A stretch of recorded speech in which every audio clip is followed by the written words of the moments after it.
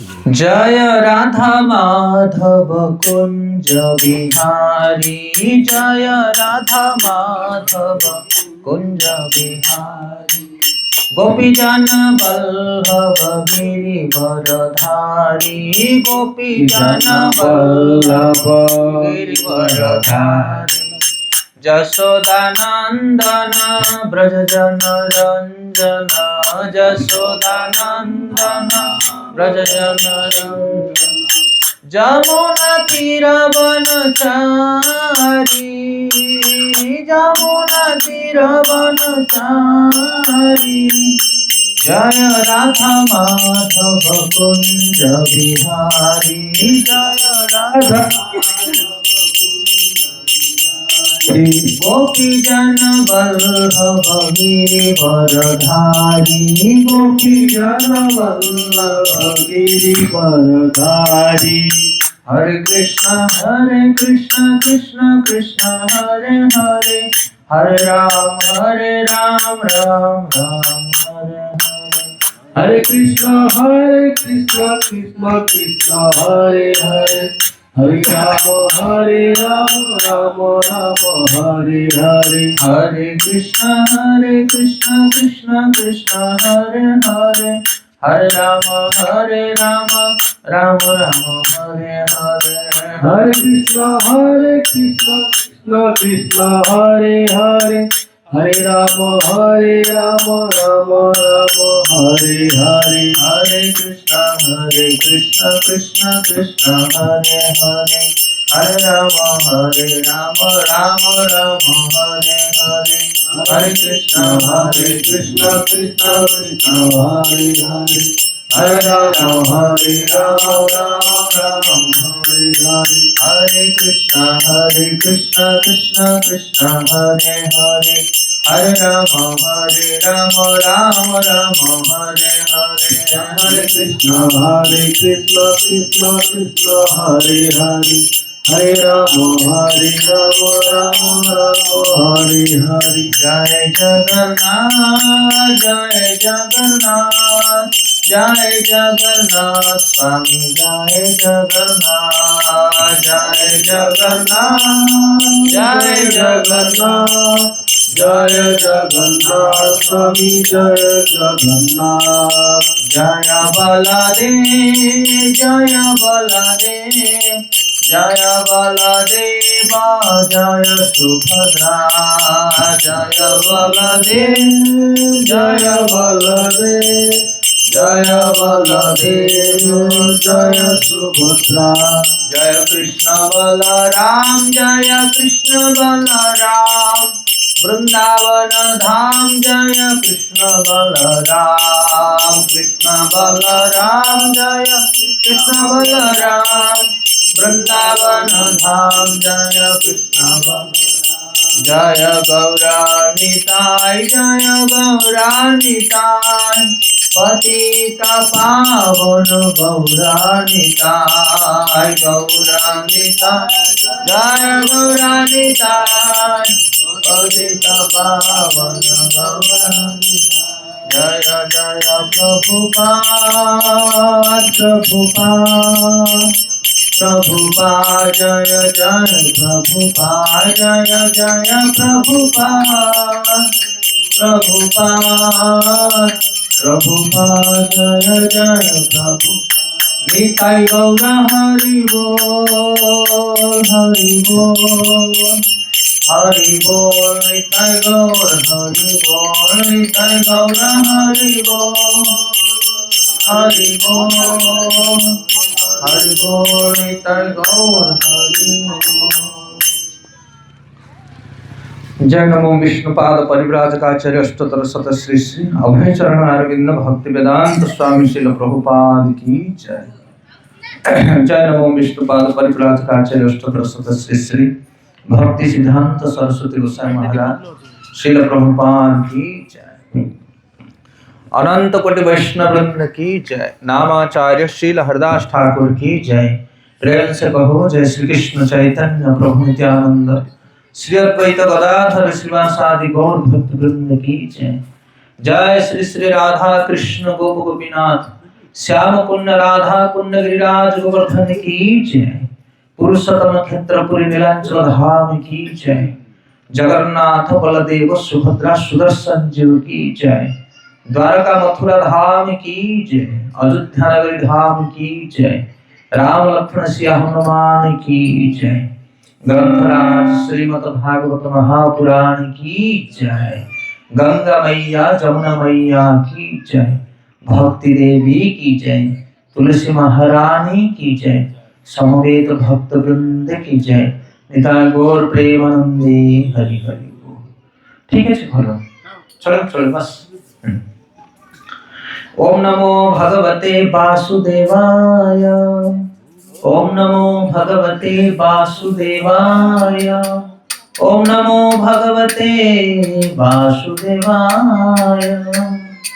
नारायण नमस्कृत्यं नरस्यैव नरोत्तमं देवी सरस्वती व्यासं ततो जयमुदीरयेत्।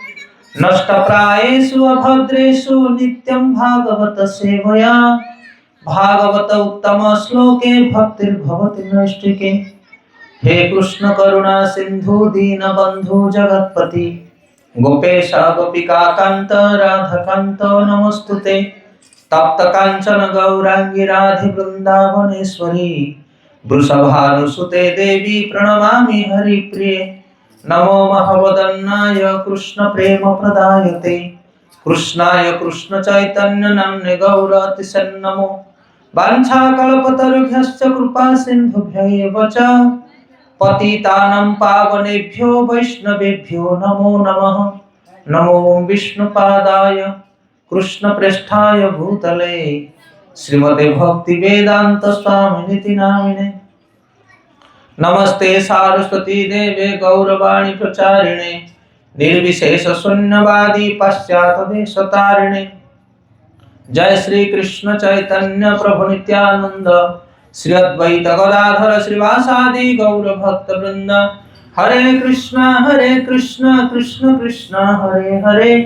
हरे राम राम राम हरे हरे। श्रीमद् भागवतम प्रथम स्कंद प्रथम अध्याय मुनिमानक द्वारा प्रश्न श्लोक क्रमांक 1। ओम नमो भगवते वासुदेवाय।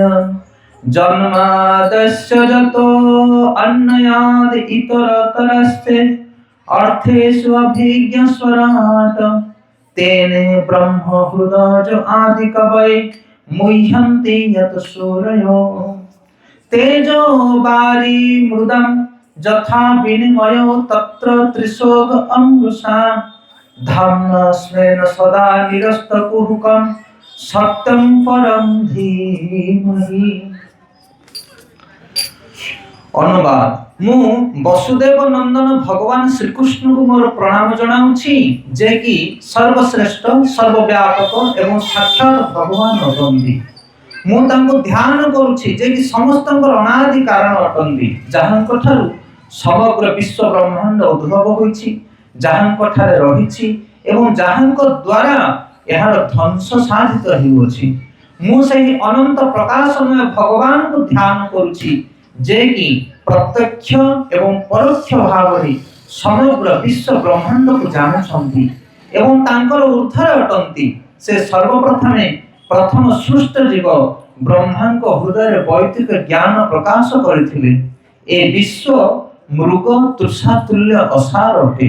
तथापि तांकर द्वारा एहा बड़ बड़ मुनि और देवता मानक मध्य वास्तव बोली प्रतीय हेउछि।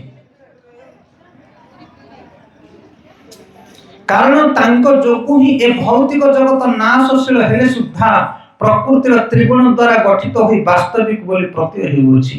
तेणु मु सेही अद्वय सत्य भगवान को ध्यान करूछि जे कि तांकर दिव्य धाम रे सर्वदा वास करूछंती एवं से सर्वदा माया मुक्त अटंती। ओम ज्ञानतिमिरान्धस्य ज्ञानाञ्जन शलाकया चक्षुरुन्मीलितं येन तस्मै श्री गुरवे नमः। हरे कृष्ण।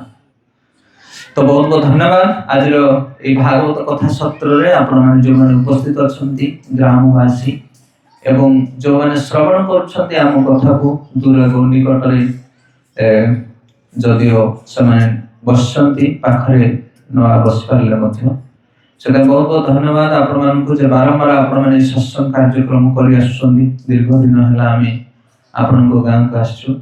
ଆମେ ଭଗବାନଙ୍କୁ ପ୍ରାର୍ଥନା କରୁଛୁ କି କଥା ମାଧ୍ୟମରେ ଆପଣମାନଙ୍କ ହୃଦୟରେ ଯେଉଁ ଭକ୍ତି ଭାବ ନିଶ୍ଚିତ ଭାବରେ ବୃଦ୍ଧି ପ୍ରାପ୍ତ ହଉ। ଭଗବାନଙ୍କର କୃପା ଆପଣମାନଙ୍କୁ ସମସ୍ତଙ୍କୁ ପ୍ରାପ୍ତ ହଉ ଏବଂ ମହାନ କାର୍ଯ୍ୟ ସମ୍ପାଦନ କରିବା ପୂର୍ବରୁ ପୂର୍ବବର୍ତ୍ତୀ ଆଚାର୍ଯ୍ୟ ପରମେଶ୍ୱର ଭଗବାନ ଗୁରୁ ଗୌରାଙ୍ଗ ସମସ୍ତଙ୍କ ଚରଣକୁ ନିବେଦନ କରି ତାଙ୍କ ଚରଣରେ ଆଶୀର୍ବାଦ କାମନା କରି ଆମେ ମହାନ କାର୍ଯ୍ୟକୁ ସମ୍ପାଦନ କରିବା ପାଇଁ ଚେଷ୍ଟା କରିବା। ହରେ କୃଷ୍ଣ। ତ ଆଜିଠାରୁ ଆମେ ଶ୍ରୀମଦ୍ ଭାଗବତମ ଆରମ୍ଭ କରୁଛେ। ଏ ଭାଗବତ ମହାପୁରାଣ ବିଷୟରେ ଆମେ ପୂର୍ବରୁ ଆଲୋକପାତ କରିଥିଲେ। ଯେତେବେଳେ ଭଗବାନ ଦ୍ୱାପର ଯୁଗ ଶେଷରେ ନିଜ ଧାମକୁ ଚାଲି ଯାଉଛନ୍ତି, ତାପରେ କଳିଯୁଗ ଆରମ୍ଭ ହଉଛି ଏବଂ କଳିଯୁଗର ବ୍ୟକ୍ତିମାନଙ୍କୁ ଜ୍ଞାନ ପ୍ରଦାନ କରିବା ପାଇଁ ଧର୍ମ ମାର୍ଗରେ ପରିଚାଳିତ କରିବା ପାଇଁ ଭଗବାନଙ୍କର ଜଣେ ଅବତାର ଆସୁଛନ୍ତି। ତାଙ୍କ ନାଁ ହେଉଛି ବ୍ୟାସଦେବ। ବ୍ୟାସାୟ ବିଷ୍ଣୁରୂପାୟ ବିଷ୍ଣୁରୂପାୟ ବ୍ୟାସଦେବ। ବ୍ୟାସଦେବ ଆସୁଛନ୍ତି କଳିଯୁଗରେ ଧର୍ମକୁ ପ୍ରବର୍ତ୍ତନ କରିବା ପାଇଁ। କୋଉ ମାଧ୍ୟମରେ? ଶାସ୍ତ୍ର ମାଧ୍ୟମରେ। ଏବଂ ବ୍ୟାସଦେବ ଅନେକ ଗୁଡ଼ିଏ ଶାସ୍ତ୍ର ରଚନା କରୁଛନ୍ତି।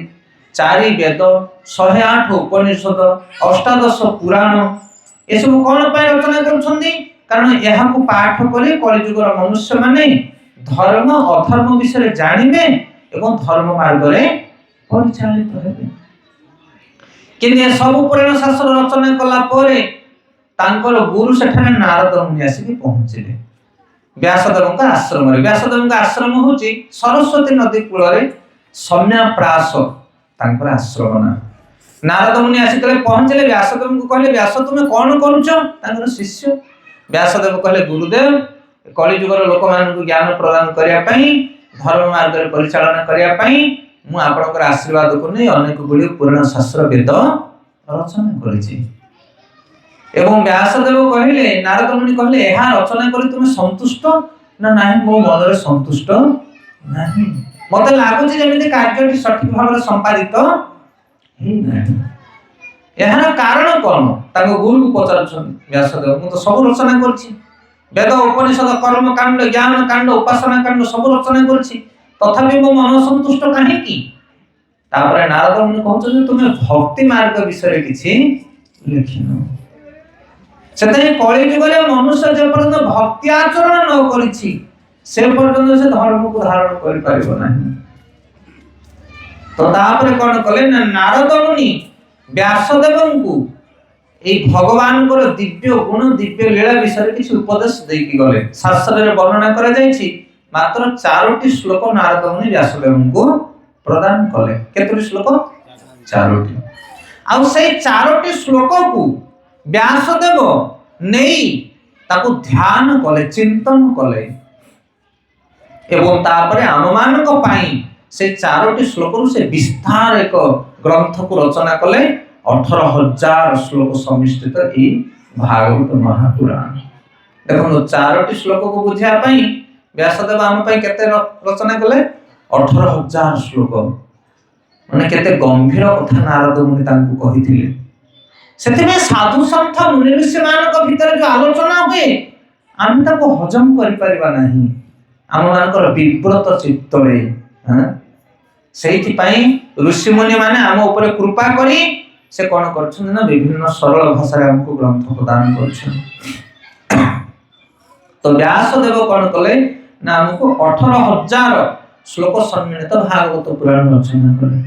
ଆଉ ଭାଗବତରେ ବର୍ଣ୍ଣନା କରାଯାଇଛି ଯିଏ ମନୁଷ୍ୟ ଭାଗବତକୁ ପାଠ କରିବ ତା ହୃଦୟରେ ଥିବା ସବୁ ମଇଳା ସଫା ହେଇଯିବ। ଆମେ ପୂର୍ବରୁ ଆଲୋଚନା କରିଛେ ଭାଗବତ ପାଠର ଲାଭ କଣ।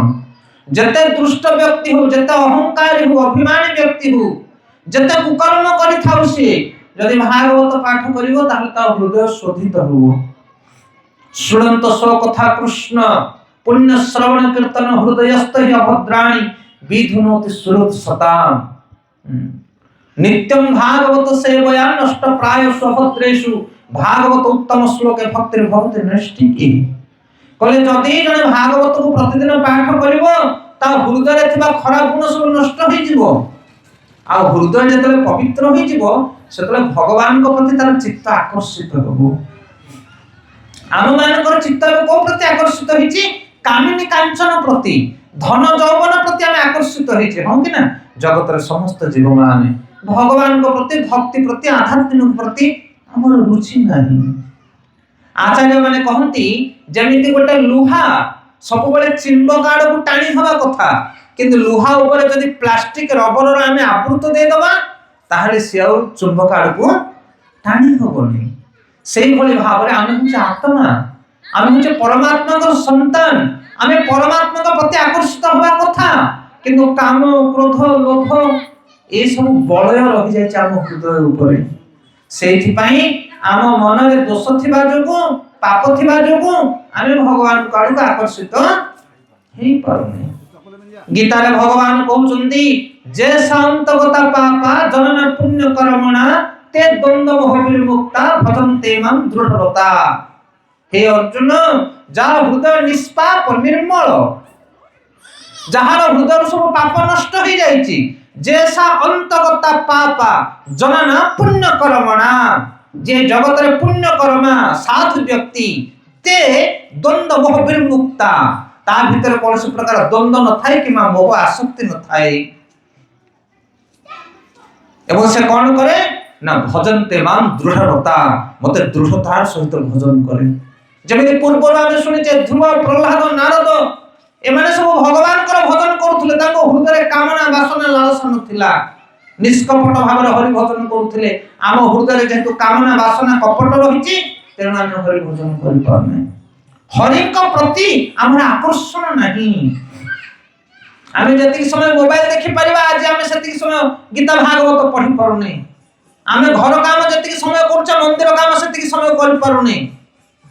ଆମେ ନିଜ ପାଇଁ ଯେତିକି ଧନ ଖର୍ଚ୍ଚ କରୁଛେ, ଆମେ ଧର୍ମ ପାଇଁ ସେତିକି ଧନ ଖର୍ଚ୍ଚ କରିପାରୁନେ। ଆମର ରୁଚି, ଆମର ଚିନ୍ତା କାମିନୀ କାଞ୍ଚନ ରହିଛି। ତେଣୁ ପ୍ରତ୍ୟେକ ବ୍ୟକ୍ତି ପ୍ରତିଦିନ ଭାଗବତ ପାଠ କରିବା ଦରକାର, ତାହେଲେ ତାର ଚିତ୍ତ, ତାର ମନ ଭଗବାନଙ୍କ ଆଡକୁ ଗତି କରିବ। ଆଉ ଯେ ଭଗବାନଙ୍କ ଉପରେ କେନ୍ଦ୍ରିତ ହବ, ତା ଜୀବନରେ କେବେ କିଛି ଅସୁବିଧା ହବ ନାହିଁ। ସବୁ ଅସୁବିଧା ଚାଲିଯିବ, ସବୁ ସମସ୍ୟାର ସମାଧାନ ହେଇଯିବ। ଆମ ଜୀବନରେ ସମସ୍ୟା ଅଛି, ଅସୁବିଧା ଅଛି, କାହିଁକି? କାରଣ ଆମେ ଭଗବାନଙ୍କର ଭଜନ କରୁନି, ପରମ ଆଶ୍ରୟଦାତା ଭଗବାନଙ୍କୁ ପରିତ୍ୟାଗ କରୁଛେ, ତେଣୁ ଆମ ଜୀବନରେ ଦୁଃଖ।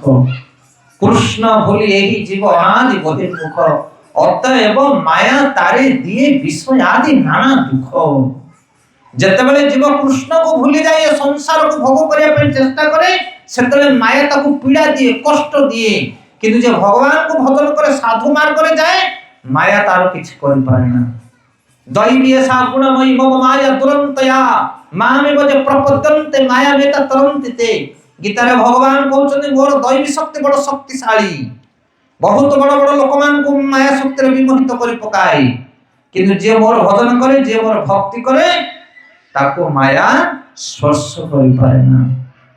ତେଣୁ ଭଗବାନଙ୍କର ଭଜନ କରିବା ଦରକାର, ଗୀତା ଭାଗବତ ପ୍ରତିଦିନ ପାଠ କରିବା ଦରକାର। ତ ଆମର ବଡ଼ ସୌଭାଗ୍ୟ, ଆଜି ଆପଣମାନଙ୍କ ଗହଣରେ ଆମକୁ ଏ ଗୀତା ଭାଗବତର କିଛି ବ୍ୟାଖ୍ୟାନ କରିବା ପାଇଁ ମିଳିଛି। ଆମେ କୃତଜ୍ଞ ଆପଣଙ୍କ ପାଖରେ ସଦା ସର୍ବଦା। ତ ଆଜି ଆମେ ଶ୍ରୀମଦ ଭାଗବତର ପ୍ରଥମ ଶ୍ଲୋକକୁ ନେଉଛେ। ଗତ ସପ୍ତାହରେ ଆମେ ଯୋଉ ଆସିଥିଲେ ପ୍ରୋଗ୍ରାମ ପାଇଁ ଏଠି, ସେଠି ଭାଗବତ ଗୀତାର 5ଟି ବିଷୟ ଆଲୋଚନା କରାଯାଇଥିଲା। ଈଶ୍ୱର, ଜୀବ, ପ୍ରକୃତି, କାଳ ଆଉ କର୍ମ। ତା ପୂର୍ବ କ୍ଲାସରେ ଆମେ ଈଶ୍ୱର ଆଉ ଜୀବ ବିଷୟରେ କହିଥିଲେ ଏବଂ ଗଲା କ୍ଲାସରେ ଆମେ ପ୍ରକୃତି ବିଷୟରେ କହିଲେ। ପ୍ରକୃତି ବିଷୟର କଥା ବହୁତ ଜଟିଳ ଥିଲା।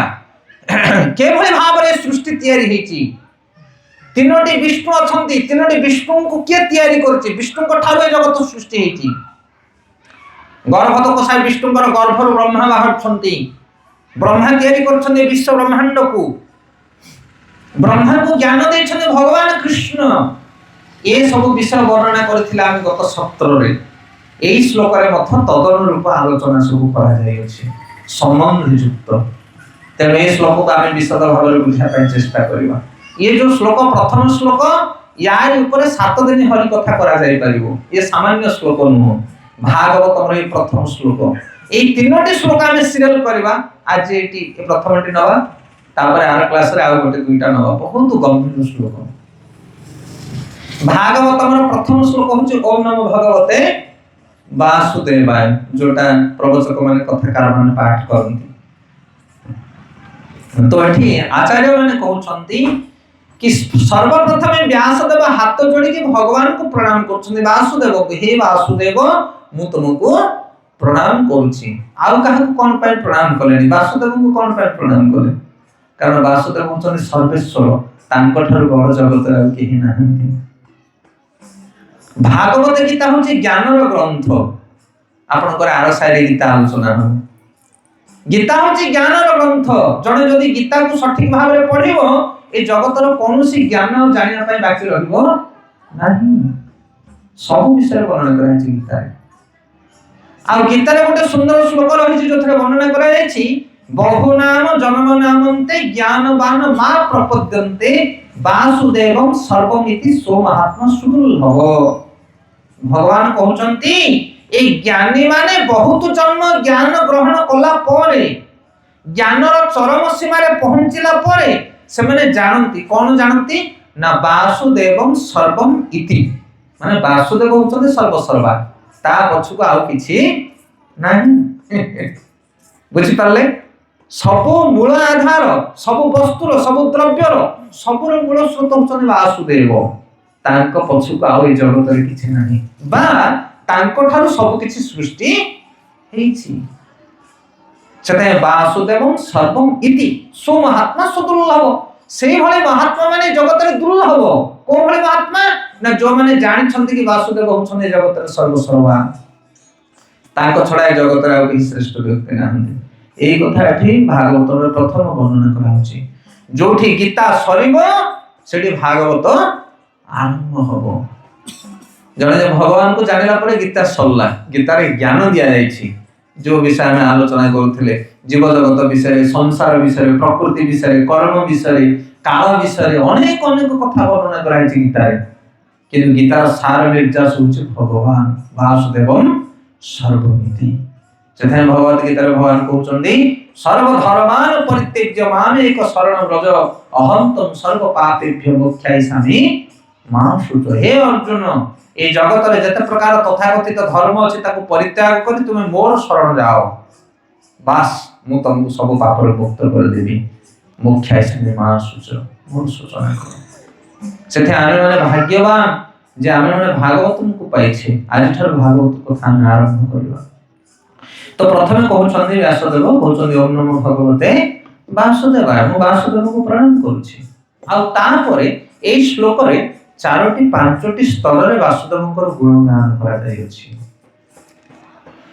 तो कहउछन्ती जन्मादस्य जत अन्यात, कहउछन्ती कि जे कि सर्वश्रेष्ठ, सर्वव्यापक एवं साक्षात भगवान होतन्ती। सर्वश्रेष्ठ माने भगवान कठारे जगत रे आउ केहि हेले बड़ नाहंती, केहि नाहंती बड़।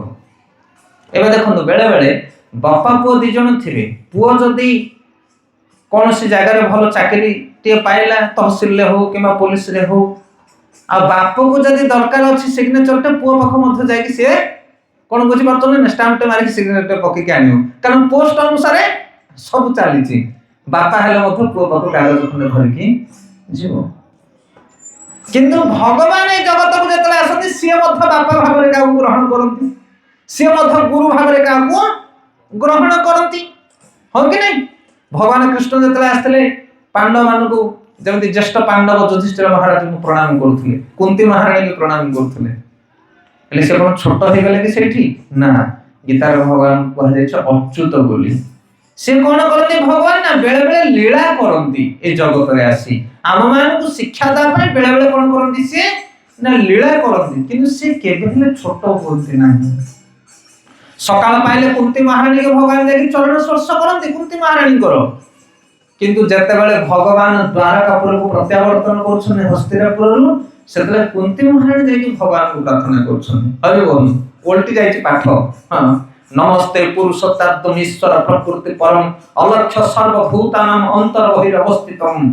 हे प्रभु, हे परमेश्वर, मु आपन को प्रणाम करूछि। नमस्ते पुरुषत्व आद्यम, तुमे हो आदि पुरुष, सब कारण रो कारण हो तमे। के कहउछंदी कुंती महारानी।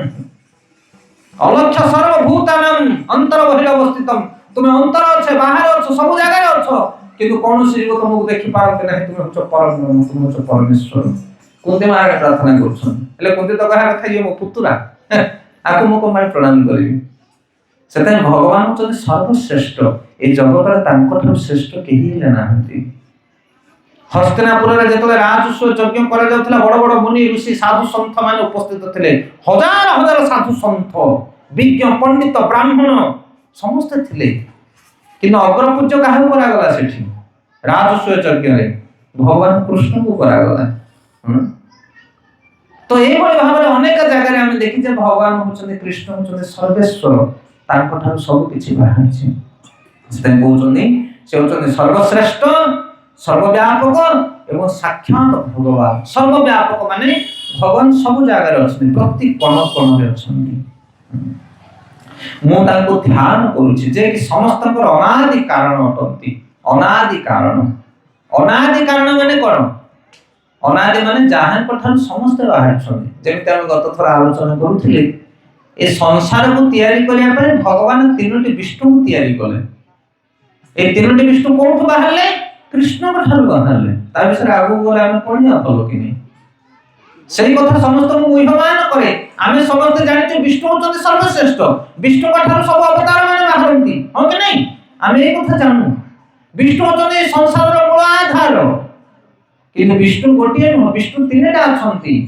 ଗତ ଥର ଆମେ ଆଲୋଚନା କରୁଥିଲେ ବିଷ୍ଣୁ ସ୍ତୁତ୍ରେ ରୂପାଣି ପୁରୁଷାଖ୍ୟାନି ଅଖବିଦୁ ଏକନ୍ତୁ ମହତ ସ୍ରଷ୍ଟ ଦ୍ୱିତୀୟନ୍ତୁ ଅନ୍ଧ ସଂସ୍ଥିତମ୍ ତୃତୀୟ ସର୍ବଭୂତସ୍ଥ ତାନି ଜ୍ଞାନତା ବିମୁଚ୍ୟତେ ଜଣେ ବିଷ୍ଣୁ ଅଛନ୍ତି ଯାହାଙ୍କ ଲୋମ ମୂଳରୁ ବ୍ରହ୍ମାଣ୍ଡ ତିଆରି ହେଉଛି ବ୍ରହ୍ମାଣ୍ଡ ମାଳ ମାଳ ହୋଇ ଲୋମକୁ ପରେ ଛନ୍ତି ରହି ସେ ହଉଛନ୍ତି କାରଣ କୋଷାଇ ବିଷ୍ଣୁ ଆଉ ଗୋଟେ ବିଷ୍ଣୁ ଅଛନ୍ତି ଯିଏ ଗୋଟେ ବ୍ରହ୍ମାଣ୍ଡ ଭିତରେ ପ୍ରବେଶ କରନ୍ତି କ୍ଷୀରସାଗରରେ ଶୟନ କରନ୍ତି ତାଙ୍କ ନାଭିରୁ ବ୍ରହ୍ମା ସୃଷ୍ଟି ହୁଅନ୍ତି ସେ ହଉଛନ୍ତି ଦ୍ୱିତୀୟ ବିଷ୍ଣୁ ଦ୍ୱିତୀୟନ୍ତୁ ଅଣ୍ଡ ସଂସ୍ଥିତମ୍ ତୃତୀୟ ସର୍ବଭୂତସ୍ଥ ତାନି ଜ୍ଞାନତା ବିମୁଚ୍ୟତେ ତୃତୀୟ ବିଷ୍ଣୁ କିଏ ନା ଯେ ସମସ୍ତଙ୍କ ହୃଦୟରେ ବିରାଜମାନ କରୁଛନ୍ତି ପରମାତ୍ମା ରୂପରେ ଇଏ ହଉଛନ୍ତି ତୃତୀୟ ବିଷ୍ଣୁ ସେ ତିନିଟା ବିଷ୍ଣୁ ଅଛନ୍ତି ଆପଣ କୋଉ ବିଷ୍ଣୁ କଥା କହୁଛନ୍ତି ଏଇ ତିନିଟା ବିଷ୍ଣୁକୁ ତିଆରି କିଏ କରୁଛନ୍ତି ସେ କିଏ ସେ ହଉଛନ୍ତି ଗୋବିନ୍ଦ ସେ ହଉଛନ୍ତି କୃଷ୍ଣ ୟା ପରବର୍ତ୍ତୀ କଥାରେ କହୁଛନ୍ତି କି ଯାହାଙ୍କ ଠାରୁ ସମଗ୍ର ବିଶ୍ୱ ଉଦ୍ଭବ ହୋଇଛି ଯାହାଙ୍କ ଠାରେ ରହିଛି ଏବଂ ଯାହାଙ୍କ ଦ୍ୱାରା ଧ୍ୱଂସ ସାଧିତ ହେଉଛି କିଏ ସେ ହଉଛନ୍ତି ଓମ୍ ନମୋ ଭଗବତେ ବାସୁଦେବାୟ ଭଗବାନ କୃଷ୍ଣଙ୍କ ଠାରୁ এই ଜଗତ ବାହାରିଛି এই ଜଗତକୁ କୃଷ୍ଣ ପାଳନ କରୁଛନ୍ତି এই ଜଗତକୁ କୃଷ୍ଣ ସଂହାର କରନ୍ତି ଗୀତାରେ ଭଗବାନ କହିଲେ ମୁଁ ହଉଛି କାଳ हे अर्जुन मु काल रूप रे विश्व ब्रह्मांड को क्षय करे मो छड़ाई जगत को केही क्षय करि परिबे नाही जेतले जदुवंश माने सृष्टि हेले भगवान को औषध हजार हजार पुत्र जन्म हेले 16108 रानी थिले तांकर अष्ट पाटवंश थिले एते गुडे रानी गोटे गोटे रानी को 10 टा संतान भगवान को जदुवंशी ए जगत रे तांको मारिया वाला किए नथिले कारण विष्णुवंशी पर से माने तांको किए मारिबो सते भगवान कोन कले भगवान गोटे लीला करले जंगल भितरे से रस को पान करे परस्पर भितरे बराबर हेकी मरि गले कारण तांको केही मारि परिबे नहीं राम को किए मारि परिबो ना कृष्ण को किए मारि परिबो ना बराह देव को नरसिंह देव को किए मारिबो से मरिला भले जीवन हंती तांको शरीर माटी पानी पवन रो शरीर नुहे तांकर चिन्मय शरीर सेते भगवान कोन करते ना जगत को सृष्टि करंती पालन करंती आ संहार मध्य करंती भगवान गीता रे अर्जुन कहउछन मु एमान को मारिबे नाही एमान मोर निज लोक भीष्म द्रोण शल्य गुरु जन एमान को मारि परिबे नाही भगवान कहउछन अरे तू कोन मारिबु मु एमान को सब मारि देछि तू खाली गांडी उटा को धरि की ठिया हो ना तुम्हें मारिଛ ना हो मु मारिछि तापर भगवान देखुछन विश्व रूप को महाकाल भयंकर मुखरे भीष्म द्रोण शल्य समस्त पशुछन ता भीतर सब मरिकी काला अग्नि रे समस्त ध्वंस होछन अर्जुन देखुछन सीधा सलग विश्व रूप को बोले देखि पारिलु तो सेथा एमाने केही हो बंचना आगु सब प्लान सेट हे जाईछि तू खाली ठिया हो एमाने सब टली पड़िबे मु से कथा बुझिबे सेते भगवान सब किछि करंती କିନ୍ତୁ ଆମେ ବେଳେ ବେଳେ ନିଜ ବାହୁକୁ ଉଠେଇକି ଆମେ ଭାବୁ ମୁଁ ଏହା କରିଥିଲି, ମୁଁ ସେୟା କରିଥିଲି, ମୁଁ ସେୟା କରିଥିଲି। ତମ ପାଖରେ କଣ ବଳ ଅଛି ତମେ କରିବ? ଗୀତାରେ ଭଗବାନ କହୁଛନ୍ତି ପ୍ରକୃତେ କ୍ରିୟମାଣାନି ଗୁଣେ କର୍ମାଣି ସର୍ବସ ଅହଙ୍କାର ବିମୂଢାତ୍ମା କର୍ତ୍ତା ଅହମିତି ମାନ୍ୟତେ। କେତେ କଡ଼ା କଥା ଦେଖୁ କୁହାଯାଇଛି ଗୀତାରେ। କହୁଛନ୍ତି ଯୋଉମାନେ ଅହଙ୍କାରୀ ଅଭିମାନୀ ସେମାନେ କହନ୍ତି ମୁଁ କରୁଛି, କିନ୍ତୁ ପ୍ରକୃତରେ କାହାର କରିବାର ଶକ୍ତି ନାହିଁ ଏ ଜଗତରେ। କରି କରାଉଥାଏ ସେହି ତା ବିନୁ ଆନଗତି ନାହିଁ। ଆମେ ସିନା ପାଟିରେ କହିଦଉଛେ କଥା, କିନ୍ତୁ ପ୍ରମାଣ କରିପାରିବା? ପ୍ରମାଣ କରିପାରିବାନି। ସବୁ କାର୍ଯ୍ୟ ସିଏ କରୁଛନ୍ତି, ଯଦି ସିଏ କରୁଛନ୍ତି ତାହେଲେ ଆମକୁ କଣ ପାଇଁ ପାପ ଲାଗୁଛି? ସେ ତ କରିବା ବାଲା ଜୀବ କଣ ପାଇଁ ଦଣ୍ଡ ପାଉଛି? କଣ ତାର ଉତ୍ତର ଅଛି? ପ୍ରକୃତରେ ଭଗବାନ ସବୁ କିଛି କରାନ୍ତି, କରୁଛନ୍ତି, ମାନେ ତୁମେ ଯାହା ଚାହିଁବ ତାକୁ ସାଂସନ କରିବେ ଭଗବାନ। ଭଗବାନଙ୍କ ବିନା ଇଚ୍ଛାରେ ଜଗତରେ କେହି କିଛି କାର୍ଯ୍ୟ କରିପାରିବନି। ସେ ହେଉଛନ୍ତି ଶକ୍ତିଦାତା। ଅସୁର ମାନଙ୍କୁ ବଳ ଦିଅନ୍ତି ଭଗବାନ, ଦେବତା ମାନଙ୍କୁ ମଧ୍ୟ ବଳ ଦିଅନ୍ତି ଭଗବାନ। ଯେ ଯାହା ଚାହେଁ ଭଗବାନ ତାକୁ ପ୍ରଦାନ କରନ୍ତି। ଯତ୍ ଇଚ୍ଛସି ତତ୍ କୁରୁ। ଗୀତାରେ ଭଗବାନ କହିଲେ ତୁମର ଇଚ୍ଛା ଯାହା ତୁମେ ତାହା କର, ମୁଁ ତୁମର କାର୍ଯ୍ୟରେ ହସ୍ତକ୍ଷେପ କରିବି ନାହିଁ। ମୁଁ ବୁଝେଇ ଦେଲି, ମୋର କାମ ଥିଲା। ଏଥର ବୁଝିଲ ତ ଅର୍ଜୁନ? ଯତ୍ ଇଚ୍ଛସି ତତ୍ କୁରୁ। ଯାହା ଇଚ୍ଛା ତୁମର ତାହା କର, ସେଇ ଅନୁସାରେ ତମକୁ ଫଳ ମିଳିବ। ହରି ବୋଲ। କେତେ ସୁନ୍ଦର ସୂତ୍ର। ସେଥିପାଇଁ ଭଗବାନ ଏ ଜଗତକୁ ସୃଷ୍ଟି କରନ୍ତି, ପାଳନ କରନ୍ତି, ଆଉ ସଂହାର ମଧ୍ୟ କରନ୍ତି। ତାଙ୍କ ଛଡ଼ା ଜଗତକୁ କିଏ ସଂହାର କରିପାରିବେ ନାହିଁ। ଆପଣ ଚିନ୍ତା କରୁନାହାନ୍ତି ଆପଣ କଣ ସଂହାର କରିପାରିବେ? କଣ କରିପାରିବେ? ଗୋଟେ ଜିନିଷକୁ ଆପଣ ନଷ୍ଟ କରିପାରିବେ? ଗୋଟେ କାଠ ଖଣ୍ଡ ଦିଆଯିବ ଆପଣଙ୍କୁ, କାଠ ଖଣ୍ଡ। ସେ କାଠ ଖଣ୍ଡକୁ ଆପଣ ନଷ୍ଟ କରିପାରିବେ? ଆପଣ ପୋଡ଼ିଦେଲେ ସେ ଅଙ୍ଗାର ହେଇଯିବ, ଅଙ୍ଗାରକୁ ଉଡ଼େଇଦେଲେ ସେ ମିଶିଯିବ ଧୂଳିରେ, କିନ୍ତୁ ତଥାପି ସେ ରହିବ। ତାକୁ କେହି ବିନାଶ କରିପାରିବେ ନାହିଁ। ସେଥିପାଇଁ ଜଗତର ଉପାଦାନକୁ ଯିଏ ତିଆରି କରିଛି ସିଏ ହିଁ ଉପାଦାନକୁ ନଷ୍ଟ କରିବ। ଆଉ ଭଗବାନ ସୃଷ୍ଟିକି ତିଆରି କରନ୍ତି, ପାଳନ କରନ୍ତି, ଆଉ ସଂହାର କରନ୍ତି ମଧ୍ୟ ଭଗବାନ। ଏବଂ ତାପରେ କହୁଛନ୍ତି ସେ ହେଉଛନ୍ତି ଅନନ୍ତ ପ୍ରକାଶମୟ। ମୁଁ ତାଙ୍କୁ ଧ୍ୟାନ କରୁଅଛି, ଯେ ପ୍ରତ୍ୟକ୍ଷ ପରୋକ୍ଷ ଭାବରେ ବ୍ରହ୍ମାଣ୍ଡକୁ ଜାଣୁଛନ୍ତି। ପ୍ରଥମ ସୃଷ୍ଟ ଜୀବ ବ୍ରହ୍ମଙ୍କୁ ସେ ଜ୍ଞାନ ଦେଇଥିଲେ। ଗତ ଥର ଆମେ ଏହି ଆଲୋଚନା କରୁଥିଲେ। ଯେତେବେଳେ ବ୍ରହ୍ମା ସୃଷ୍ଟି ହେଲେ ଭଗବାନ ବିଷ୍ଣୁଙ୍କ ନାଭି କମଳରୁ, ବ୍ରହ୍ମା ଯେତେବେଳେ ସୃଷ୍ଟି ହେଲେ ଦେଖିଲେ ଜଳାର୍ଣ୍ଣବ ସଂସାର, ଆଉ କିଛି ନାହିଁ। କେବଳ ବ୍ରହ୍ମା ଗୋଟିଏ ପଦ୍ମ ଆସନରେ ବସିଛନ୍ତି।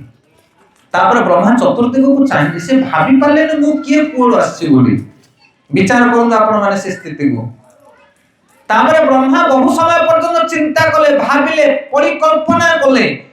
ଯୋଉ ପଦ୍ମ ପୁଷ୍ପ ଉପରେ ସେ ବସିଥିଲେ ବ୍ରହ୍ମା ନିଜର ଯୋଗ ବଳରେ ସେଇ ପଦ୍ମ ନାଡ଼ ଭିତରକୁ ପ୍ରବେଶ କଲେ। ଚାରିଆଡେ ବୁଲିଲେ, ଦେଖିଲେ, ପତ୍ର ଦେଖିଲେ, କିନ୍ତୁ ତଥାପି ତାର ଆଦ୍ୟ ଅନ୍ତ କିଛି ପାଇଲେ ନାହିଁ ବ୍ରହ୍ମା। ଶେଷରେ ବ୍ରହ୍ମାକୁ ଗୋଟେ ଶବ୍ଦ ଶୁଭାଗଲା। କଣ ସେ ଶବ୍ଦ? ତପଃ, ତପ କର, ତପ। ତାପରେ ବ୍ରହ୍ମାଜୀ ଧ୍ୟାନ ମୁଦ୍ରାରେ ଗୋଟିଏ ଜାଗାରେ ବସି ତପ ଆଚରଣ କଲେ। ବହୁ ଯୁଗ ପର୍ଯ୍ୟନ୍ତ ତପସ୍ୟା କଲେ। ବହୁ ଯୁଗ ତପସ୍ୟା କଲା ପରେ ଭଗବାନ କୃଷ୍ଣ ବେଣୁବାଦନ କରି ତାଙ୍କୁ ଜ୍ଞାନ ପ୍ରଦାନ କଲେ। এই শ্লোকরে বর্ণনা করা হয়েছে না। তেনে ব্রহ্মা হৃদয়ে जो आदि कवये बुझंती यत् सूर्यो।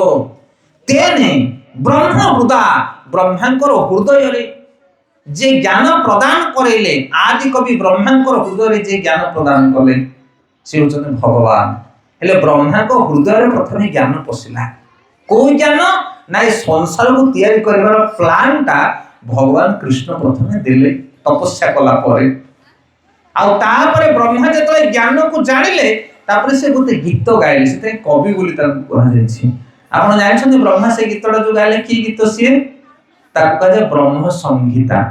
ब्रह्म संहिता प्रथमे सृष्टिर प्रथमरे वेद उपनिषद किछि भी तयारी हेइ नथिला। ब्रह्मा तयारी हेले, ब्रह्मा ध्यान कले, ध्यान कला परे विष्णु ताको ज्ञान देले, कृष्ण ताको ज्ञान देले। सेई ज्ञान को जानिला परे से गोटे गीत गाइले, ता नाम जे ब्रह्म संहिता। से ब्रह्म संहिता को जदि आपण पढिबे ए टू जेड ज्ञान ता भीतर लिखा है। ब्रह्मा किए, विष्णु किए, शिव किए, ए माने कोन पय सृष्टि हिचंती, ए जगत कोन, वैकुंठ लोक कोठी, मर्त्य लोक कोठी, ए टू जेड शिव किए, दुर्गा किए, गणेश किए, एमाने कोन पय सृष्टि हिचंती? ब्रह्म संहिता रे ब्रह्मा जी ए टू जेड गाउछंती सब किछि। जो ज्ञान से विष्णु ठारू पाइथिले से ज्ञान को से गायबा आरंभ करे। हरि बोल। केबे समय हेले ब्रह्म संहिता विषय हमें मध्य सुनिना आपण मानकु। ईश्वर परम कृष्ण सचिदानंद विग्रह अनादिर आदिर गोविंद सर्व कारण कारण। ये हूँ प्रथम श्लोक। ईश्वर परम कृष्ण सच्चिदानंदमय विग्रह अनादिर आदिर गोविंद सर्व कारण कारण। कहते ईश्वर जे भगवान से होचंदी सच्चिदानंद विग्रह, सत चित आनंदर विग्रह। सी आम शरीर पर शरीर तांकर नुह। ईश्वर सच्चिदानंद विग्रह से अनादिर आदिर गोविंद से किए ना अनादिर आदि। अनादिर सब किछि तयारी हेछि किंतु अनादि किछि सृष्टि करया वाला से होचंदी गोविंद। गोविंद किए जे गाय मान को पालन करंती। हरि बोल। ब्रह्मा कहउचंदी अनादिर आदि गोविंद सर्व कारण कारण। सब कारणर मूल कारण होचंदी भगवान। जेमती उदाहरण स्वरूप ए खाताटी केमती तयारी हिची? कागज रे। कागज कोठा आसी? कागज कलरु। कागज कलरु कोन पकेवा द्वारा सबाई घास बा बाउंस रु तयारी हिची। बाउंस कोठा आसी? भूमि रु। भूमि कोठा आसी? भूमि की के तयारी करछि? मेदिनी मेदामेदी करके मेदिनी तयारी हिची। से मेदामेदी किए कला? कोठा आसले मेदिनी? दिटा असुर थिले ना? कोन से दिटा असुर? मधु कैठव। मधु कैठव कोठु सृष्टि हेले? भगवान को मणि सृष्टि हेले, भगवान को शरीर सृष्टि हेले। सेते अल्टीमेटली आपण जदि देखिबे ए जगत रे सब किछि रो मूल आधार होचने भगवान। ताकु कहे सर्व कारण कारण। शिवंग विषय कहे जे ब्रह्म संहिता रे ब्रह्मा जी कहउचंती क्षीर जथा दधि विकार संजायते। क्षीर रे जदि आपण दही टिके पके देबे, टिके कोन पकेबे? अम्ल। अम्ल टिके पकेबे खट्टा, ताले क्षीर कोन हबो? छिड़की दही हे जिवो। क्षीर होउछंती विष्णु आ दही होउछंती शिव। या भीतर किछि परा भेद नाही। सत्व गुणी हेले विष्णु आ तम गुणी हेले शिव। तम माने अम्ल। शुद्ध क्षीर रे टिके खट्टा मिसे देले जेमति दही हे जाए, दही आ क्षीर भीतर किछि फरक नाही किंतु टिके फरक अछि। कोन फरक कहले? क्षीरटा को आपण दही कर देबे किंतु दही आ क्षीर हबो नाही। हबो की ना?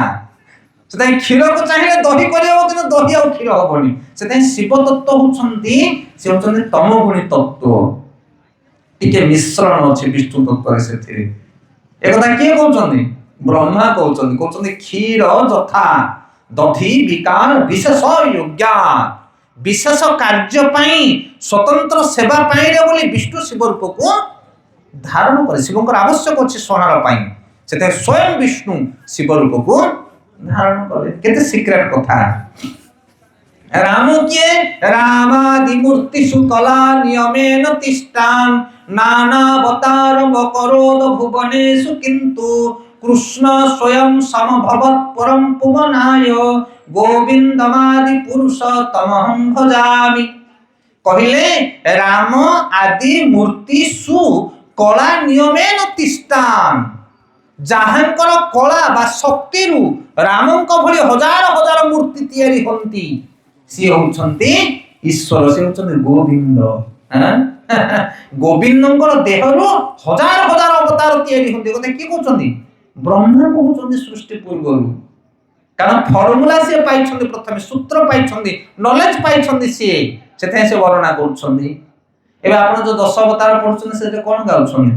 केशव धृत नरहरि रूप, केशव धृत वामन रूप, केशव धृत भृगुपति रूप। ये केशव किए? केशव धरिले राम शरीर, केशव धरिले मीन शरीर। केशव से होचंती अवतारी, ये हेले अवतार। अवतार आ अवतारी भीतर फरक रहिछि। जे अवतार मानकु सृष्टि करंती से हेले अवतारी पुरुष। भागवत रे वर्णना करा गला एते चांस कला पुंस कृष्णस्तु भगवान स्वयं इंद्रारि व्याकुल लोके मृतिजंती युगे। ये शास्त्र कथा गहन कथा। ये ସେଥିପାଇଁ ଏତେ ଅଂଶ କଲା ପୁଂସ। ବ୍ୟାସଦେବ 24 ଅବତାର ବିଷୟରେ ବର୍ଣ୍ଣନା କଲେ ଭାଗବତରେ। 24 ଅବତାର ଆଉ ସବୁ ଅବତାର ବିଷୟରେ ବର୍ଣ୍ଣନା କଲା ପରେ କହିଲେ ଏମାନେ ହଉଛନ୍ତି ଭଗବାନଙ୍କର ଅଂଶ ଆଉ ଅଂଶର ଅଂଶ ବା କଳା ଅଂଶ, କିନ୍ତୁ କୃଷ୍ଣ ହଉଛନ୍ତି ସ୍ୱୟଂ ଭଗବାନ ଆଦି ପୁରୁଷ ଗୋବିନ୍ଦ। ଏଭଳି ହଜାର ହଜାର ଅବତାରାଙ୍କ ଦେହରୁ ସୃଷ୍ଟି ହୁଅନ୍ତି ଯେମିତି ସମୁଦ୍ରରୁ ଲହରୀ ଆସେ। କଣ ବୁଝିପାରିଲେ? ସେଥିପାଇଁ ଭଗବାନ ହଉଛନ୍ତି ଆଦି ପୁରୁଷ। ରାମଙ୍କ ଭଳି ହଜାର ହଜାର ମୂର୍ତ୍ତି, ହଜାର ହଜାର ରୂପ, ହଜାର ହଜାର ଅବତାର ତାଙ୍କ ଦେହରୁ ସୃଷ୍ଟି ହୁଅନ୍ତି। ଆଚ୍ଛା, ତାଙ୍କୁ କିଏ ଦେଖିଛନ୍ତି? ତାଙ୍କୁ କେମିତି ଦେଖାଯାଇପାରିବ? ସେ ଗୋବିନ୍ଦଙ୍କୁ କିଏ କେମିତି ଦେଖିବ? କହିଲେ ପ୍ରେମାଞ୍ଜନ ଛୁରିତ ଭକ୍ତି ବିଲୋଚନେନ ସନ୍ଥ ସदैବ ହୃଦୟେଷୁ ବିଲୋକୟନ୍ତି ଯସ୍ୟାମ ସୁନ୍ଦରମ ଚିନ୍ତ୍ୟ ଗୁଣ ସ୍ୱରୂପ ଗୋବିନ୍ଦମାଦି ପୁରୁଷଂ ତମହଂ ଭଜାମି। କହିଲେ ମୁଁ ସେଇ ଗୋବିନ୍ଦ ଆଦି ପୁରୁଷକୁ ଭଜନ କରୁଛି। ପ୍ରେମାଞ୍ଜନ ଛୁରିତ ଭକ୍ତି ବିଲୋଚନେନ ସନ୍ଥ ସदैବ ହୃଦୟେଷୁ ବିଲୋକୟନ୍ତି। ସନ୍ଥ ମାନେ, ସାଧୁ ମାନେ ସବୁବେଳେ ଭଗବାନଙ୍କୁ ଦର୍ଶନ କରନ୍ତି ପ୍ରତ୍ୟେକ ସ୍ଥାନରେ। ହୃଦୟେଷୁ ବିଲୋକୟନ୍ତି। କେମିତି ବିଲୋକୟନ୍ତି? ନା ଯସ୍ୟାମ ସୁନ୍ଦରମ ଅଚିନ୍ତ୍ୟ ଗୁଣ ସ୍ୱରୂପ। ଭଗବାନ ହଉଛନ୍ତି ଅଚିନ୍ତ୍ୟ ଗୁଣ ସ୍ୱରୂପ। ସେ ନିର୍ଗୁଣ ନୁହଁ, ନିରାକାର ନୁହଁ, ହଜାର ହଜାର ଗୁଣର ଭଣ୍ଡାର ସିଏ। ଅମୂଲ୍ୟ ମାନେ ମୂଲ୍ୟହୀନ ନୁହଁ, ବହୁମୂଲ୍ୟବାନକୁ ଅମୂଲ୍ୟ କୁହାଯାଏ। ନିରାକାର, ଯାହାର ଆକାରକୁ କଳନା କରାଯାଇପାରେ ନା ତାକୁ ନିରାକାର କୁହାଯାଏ। ନିର୍ଗୁଣ, ଯାହାର ଗୁଣକୁ ତୁଳନା କରାଯାଇପାରେ ନା ତାକୁ ନିର୍ଗୁଣ ବୋଲି କୁହାଯାଏ। ସେଥିପାଇଁ କହିଲେ ଭଗବାନଙ୍କୁ ଯଦି ଆମେ ଭକ୍ତି କରିବା, ପ୍ରେମାଞ୍ଜନ ଛୁରିତ, ପ୍ରେମର ଅଞ୍ଜନ ଯଦି ଜଣେ ଆଖିରେ ଲଗାଏ, ଯଦି ଜଣେ ଭଗବାନଙ୍କୁ ଭଲ ପାଏ ତାହେଲେ ସେ ଭଗବାନଙ୍କୁ ଦେଖିପାରିବ। ପ୍ରେମ ବିନା, ଭକ୍ତି ବିନା କେହି ଭଗବାନଙ୍କୁ ଦେଖିପାରିବେ ନାହିଁ। ଜ୍ଞାନ, ଗୁଣ, ବୈରାଗ୍ୟ, ତପସ୍ୟା ବଳରେ କେହି ଭଗବାନଙ୍କୁ ଦେଖିପାରିବେ ନାହିଁ। ନହଂ ବେଦେନା ତପସା, ମୁଁ ଜ୍ଞାନ ଦ୍ୱାରା ତପସ୍ୟା ଦ୍ୱାରା ଲବ୍ଧ ହୁଏ ନା। ଭକ୍ତ୍ୟା ମାମ ଅଭିଜାନାତି, କେବଳ ଭକ୍ତି ଭାବରେ ଜଣେ ମୋତେ ଦେଖିପାରେ। ହେ ଅର୍ଜୁନ, ସେଥିପାଇଁ କହିଲେ ପ୍ରେମାଞ୍ଜନ ଛୁରିତ ଭକ୍ତି ବିଲୋଚନେନ। ଭକ୍ତିର ନେତ୍ର ଯେତେବେଳେ ଜଣେ ପାଏ ସେ ଭଗବାନଙ୍କୁ ଦେଖିପାରେ। ପ୍ରହ୍ଲାଦ ସବୁ ଜାଗାରେ ଭଗବାନଙ୍କୁ ଦେଖୁଥିଲା, କିନ୍ତୁ ହିରଣ୍ୟକଶିପୁ କୋଉ ଜାଗାରେ ଦେଖିପାରୁନଥିଲା। ସନ୍ଥ ମାନେ ସदैବ ହୃଦୟେଷୁ ବିଲୋକୟନ୍ତି, ସବୁବେଳେ ସେମାନେ ହୃଦୟରେ ଭଗବାନଙ୍କୁ ଦେଖନ୍ତି। ଯତ୍ ଶ୍ୟାମ ସୁନ୍ଦରମ ଅଚିନ୍ତ୍ୟ ଗୁଣ ସ୍ୱରୂପ, ତାଙ୍କର ରୂପ ବଡ଼ ସୁନ୍ଦର, ବଡ଼ ମଧୁର, ବଡ଼ ଆକର୍ଷଣୀୟ। ଏ ପ୍ରସଙ୍ଗରେ ଗୋଟେ ବଢିଆ କଥା କହିବା ଆପଣମାନଙ୍କୁ ଶୁଣନ୍ତୁ। ଥରେ ଗୋଟେ ଜାଗାରେ ପ୍ରବଚନ ଚାଲିଥାଏ। ପ୍ରବଚନ ଚାଲିବା ସମୟରେ ଡକାୟତ ମାନେ କଣ କରୁଥିଲେ? ଡକାୟତ କରୁଥିଲେ, ରାତିରେ ଚୋରି କରୁଥିଲେ ଗୋଟେ ଘରେ ପଶିକି ରାଜ୍ୟରେ। ସିପାହୀ ମାନେ ତାଙ୍କ ପଛରେ ଲାଗିଗଲେ। ରାଜାଙ୍କର ସିପାହୀ ମାନେ ଲାଗିଗଲେ। ଇଏ ଚୋର ଦସ୍କର ମାନେ କଣ କଲେ? ଦୌଡ଼ିକି ଚାଲି ଆସିଲେ। ଭାଗବତ କଥା ଚାଲିଛି, ତା ଭିତରୁ ଯୋଉ ଗ୍ୟାଙ୍ଗ ଲିଡର ଯିଏ ଥିଲା, ଦସ୍ୟୁ ମାନଙ୍କର ଯିଏ ଲିଡର, ସିଏ ଆସିକି କଣ କଲା? ଭାଗବତ ପଣ୍ଡାଲ ଭିତରେ ପଶିଗଲା। ସମସ୍ତେ ହଜାର ହଜାର ଲୋକ ବସିକି ଶୁଣୁଛନ୍ତି, ଇଏ ବି ବସିକି ତା ଭିତରେ ଶୁଣିଲା। ସିପାହୀ ମାନେ ରାସ୍ତା କଡ଼ ଦେଇକି ଚାଲିଗଲେ। ଇଏ ବସିକି ଶୁଣୁଥାଏ ପ୍ରବଚନ କଥା।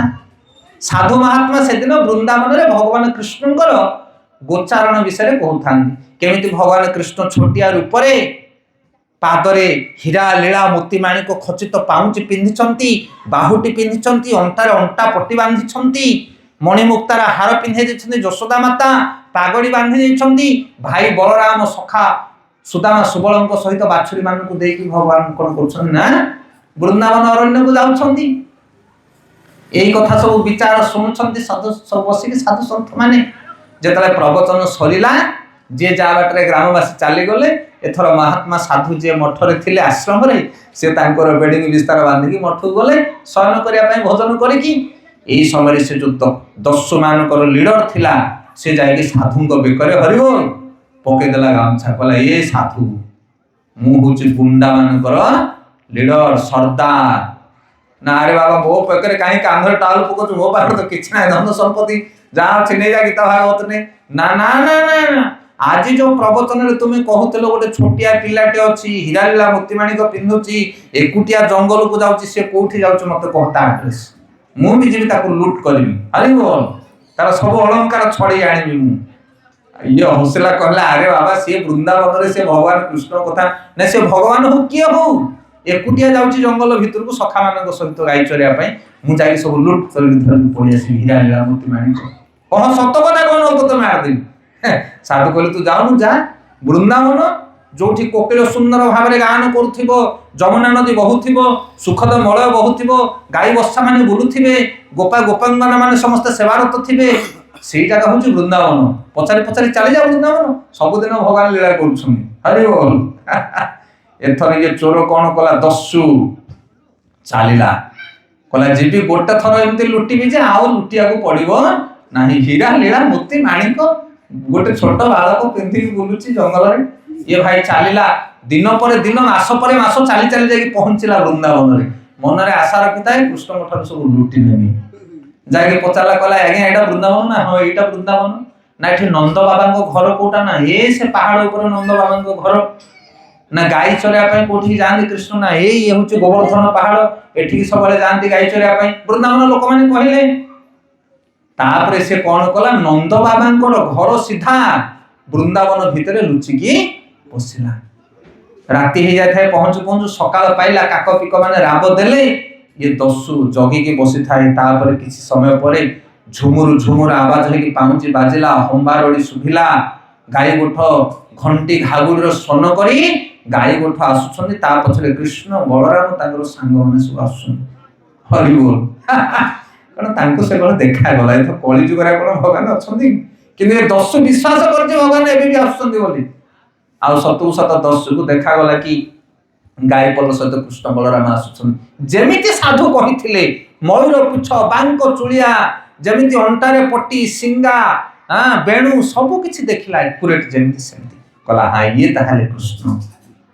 पाउंजी अंटा पट्टी घागुड़ी जहां जेमिति बांधी छथि सब बेकरे हातर सब अलंकार पिनि छथि घंच जंगल को जतले पसले ये दस्यु जाई कि देखिला कला हां हां हां कि सुंदर मान देखा जाउछन्ती ब्रह्मा जी कहते कंदर्प कोटि कमनीय कांति अंगानि यस्य सकलेन्द्रिय वृत्तिमन्ति पश्यन्ति पंति कलयन्ति चिरौजवन्ति आनंद चिन्मय सज्जल विग्रहस्य गोविंद मादि पुरुषोत्तम भजामि वेणु पणंत वरविंद दलाय तक्ष वरहावतम समासित मुंद सुंदरांगम कंदर्प कोटि कमनीय विशेष कांति गोविंद आदि पुरुषोत्तम भजामि वेणु पड़ंत अरविंद दलाय ताक्ष्य पद्म पुष्प भली तांकर अंग प्रत्यंग सब प्रकाशित पाउथला भगवान कर वेणुवादन कहउथले गोपी मानकर चित्त को हरण करथले कोटिए कंदर्प को हरण करथले तांकर रूप ये चोर दस्यु जते बेले देखिला भगवान कृष्णकर रूप को आ हाताउ गलानी मारिया पई तांको कहला एभली सुकुमार रूप को मु केमिति मारिबी अरे वो तार हृदय परिवर्तन हो गला से मारिया पई चेष्टा कलानी तापरे जते ये निकट को गला कृष्ण पचरछन तुमे कोन पई आछो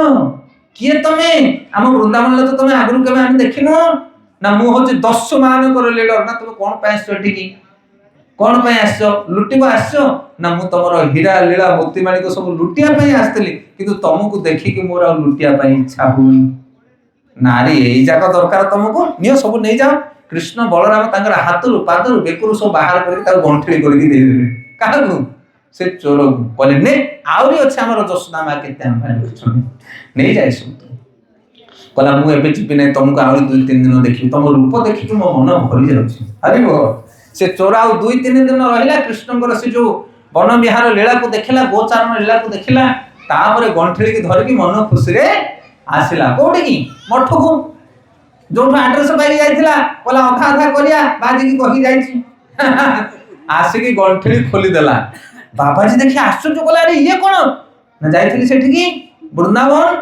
कृष्ण गोड़ सब छड़े के आनली छड़िया को पड़ला निवा सब सब बाहर करके मते गंठली करके दे देले मु काहे छड़ेती ये बाबाजी छोड़ी के आश्चर्य कला रे मूर्ख कृष्ण बलराम के तू के जुग कुआडे गलाडी लीला कुआडे गलाडी तते सब कोठ मिला से कला बाबाजी तुम विश्वास करनो आसो मो संगे से बड़ा प्रतिदिन आसुनी मु 2-3 दिन रही कि देखिली बड़ा आनंद लागला मते सेमान को देखि आगे बाबा जे आश्चर्य लागला ठीक अछि चाले जीवन कृतार्थ हे जिवो जदि थरे मु भगवान परमेश्वर को देखि देबी तापरे दुई जण जाक पुणी चाली चाली आसले वृंदावन को सकाळ पाइला कृष्ण बलराम ताकर सखा मान को सते वेणुवादन करी पुणी बाहले छुमुर छुमुर पाउची लगेई की ये नाचिबाकू लागिला चोर आसीगले कृष्ण बलराम कि सुंदर रूप देख देख देख बौली धबली केमिति आसुचंदी पछरे हेडी बांक चूल देखा गलानी मयूर चंद्रिका हेडी कृष्ण आसिले बलराम आसिले हेडी वेणु बजौछंदी ये बाबा कहछन काठी कोठी ना गाई ना बाछुड़ी ना कृष्ण मत तो किछि देखा जाउनी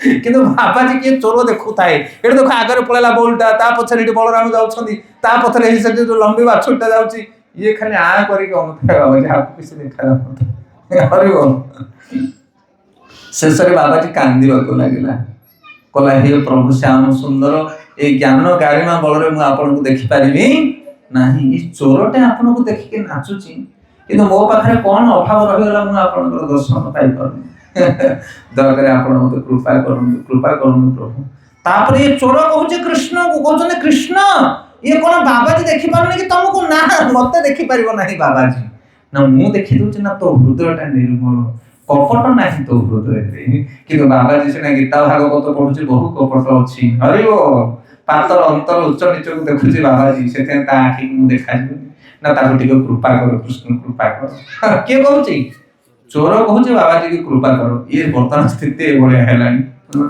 से किए साधु जा हृदय पवित्र से किसी साधु माने रूप परिवर्तन कले कि साधु हे पारिबे नाही जा हृदय कोनस प्रकार कामना नाही वासना नाही ईर्ष्या नाही द्वेष नाही अभिमान नाही से होछ प्रकृत साधु आ तापर भगवान कृष्ण देखा दउछन से बाबाजी कहा बोलरे ये चोर बोलरे अरे वो सते भगवान को प्रकृत से भलो पाए विश्वास करे विश्वास मिले हरि तर्के बहुत दूर आमे आज मंदिर को जाउचे मठ को जाउचे नडिया कदली टिके नेकी पूजा करछे आमे कोन विश्वास करछे भीतर भगवान अछंती बोले विश्वास नाही हमर आमे घरे आमे दियो रखिछे तांको भी सकाळ पाइले मुंडियाटे मारुछे कोन आमे विश्वास करछे से भगवान अछंती बोली केते जण विश्वास करछन जदि तुमे भगवान को भगवान बोली विश्वास करिवो ताले भगवान मध्य तम प्रति विश्वास रसत ठिया हे जीवन तो हजार हजार उदाहरण होछि से हमर विश्वास नहीं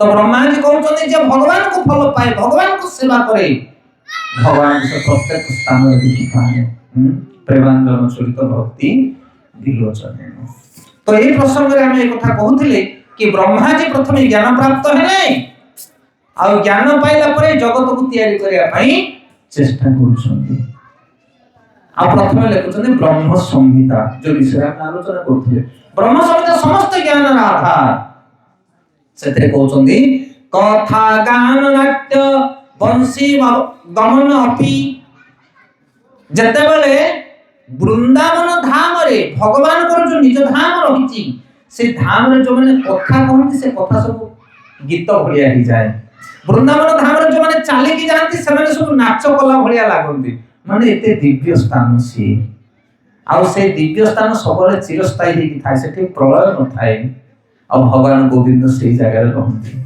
कृष्ण को निज धाम होछि सेटा ना तत भासयते सूर्य ना सुशंक ना पावक यद भक्ते न निवर्तन्ते तत् धाम परम मम भगवान कृष्ण को गोटे धाम रहिछि सेई धाम रे विष्णु नाहंती कि सेई धाम रे शिव नाहंती केवल कृष्ण अछंती तांकर भक्त मान को सहित ताकू कह जाय गोलोक धाम गोलोक होछि सबठारु श्रेष्ठ धाम जोटी भगवान तांकर सखा सखी मान को सहित लीला करंती ता तळ कोछि वैकुंठ धाम वैकुंठ माने जोटी विष्णुଙ୍କର लोक असंख्य वैकुंठ लोक अछि सब बेले लीला चलीछि को वैकुंठ रे रामचंद्र अछंती अयोध्यापुरी रे कोठी बराह कोठी नरसिंह कोठी वामन जे नरसिंह देव को पूजा करंती मृत्युवरण कला परे नरसिंह लोक को जिवे नरसिंह को आराधना सेठी हबो जणे जदि बराह भगवान कर पूजा करछि मृत्यु परे बराह लोक को जिवो सब भगवान कर स्वतंत्र प्लैनेट अछि ताकू कहे वैकुंठ लोक सेही लोक को ब्रह्मा तयारी करेनी सेही लोक भगवान को शक्ति द्वारा प्रकाशित होई थाए जो भक्त जे भली सेवा करे भगवान ताकू नेकी सेही धाम रे रखंती जेमिति ध्रुव लोक भगवान देखछन ध्रुव लोक ध्रुव को प्रलय जल रे मध्ये से नष्ट होइना ध्रुव लोक ब्रह्मा को तयारी न ध्रुव लोक ओ बुझी पारले आ ब्रह्मा को जोटा तयारी हिची सेटा कोन हुए नष्ट हो जाए जगत किछि दिन पर ध्वंस हो जाए ब्रह्म प्रलय सब कुछ नष्ट हो जाए किंतु लोक माने विश्वास करन नै कृष्ण कर गोटे धाम अछि बोली ता विषय गोटे छोटिया स्टोरी कहछि आपण माने जानि पारिबे ଯେତେବେଳେ ଭଗବାନ କୃଷ୍ଣ ଦ୍ୱାରକାରେ ଲୀଳା କରୁଥିଲେ, ଦ୍ୱାରକାଧୀଶ ହିଁ ରାଜା ଭାବରେ ଥିଲେ, ଦିନେ ଅର୍ଜୁନ ଯାଇଛନ୍ତି ଭଗବାନ କୃଷ୍ଣଙ୍କୁ ଦେଖା କରିବା ପାଇଁ। କାରଣ ଅର୍ଜୁନ ହଉଛନ୍ତି ଭଗବାନଙ୍କର ସଖା। ଯେତେବେଳେ ସେ ଦ୍ୱାରକାରେ ପ୍ରବେଶ କରୁଛନ୍ତି, ଦ୍ୱାରକାର ଜଣେ ବ୍ରାହ୍ମଣ ସେ କୃଷ୍ଣଙ୍କୁ ଗାଳି ଦଉଛନ୍ତି, କହୁଛନ୍ତି କାହିଁ ସେ ଦ୍ୱାରକାଧୀଶ, ସେ କପଟି, ସେ ମିଛୁଆ, ସେ ସତ୍କର୍ମ କରୁନି କୃଷ୍ଣ, ସେଇଥିପାଇଁ ମୋ ଭଳି ଜଣେ ଶୁଦ୍ଧ ବ୍ରାହ୍ମଣର ଚାରିଟା ସନ୍ତାନ ନଷ୍ଟ ହେଇଗଲେ ଅକାଳରେ। ଯୋଉ ରାଜ୍ୟର ରାଜା ମାନେ ପାପାଚରଣ କରନ୍ତି, ସେ ରାଜ୍ୟର ପ୍ରଜା ମାନେ କଷ୍ଟ ଭୋଗ କରନ୍ତି।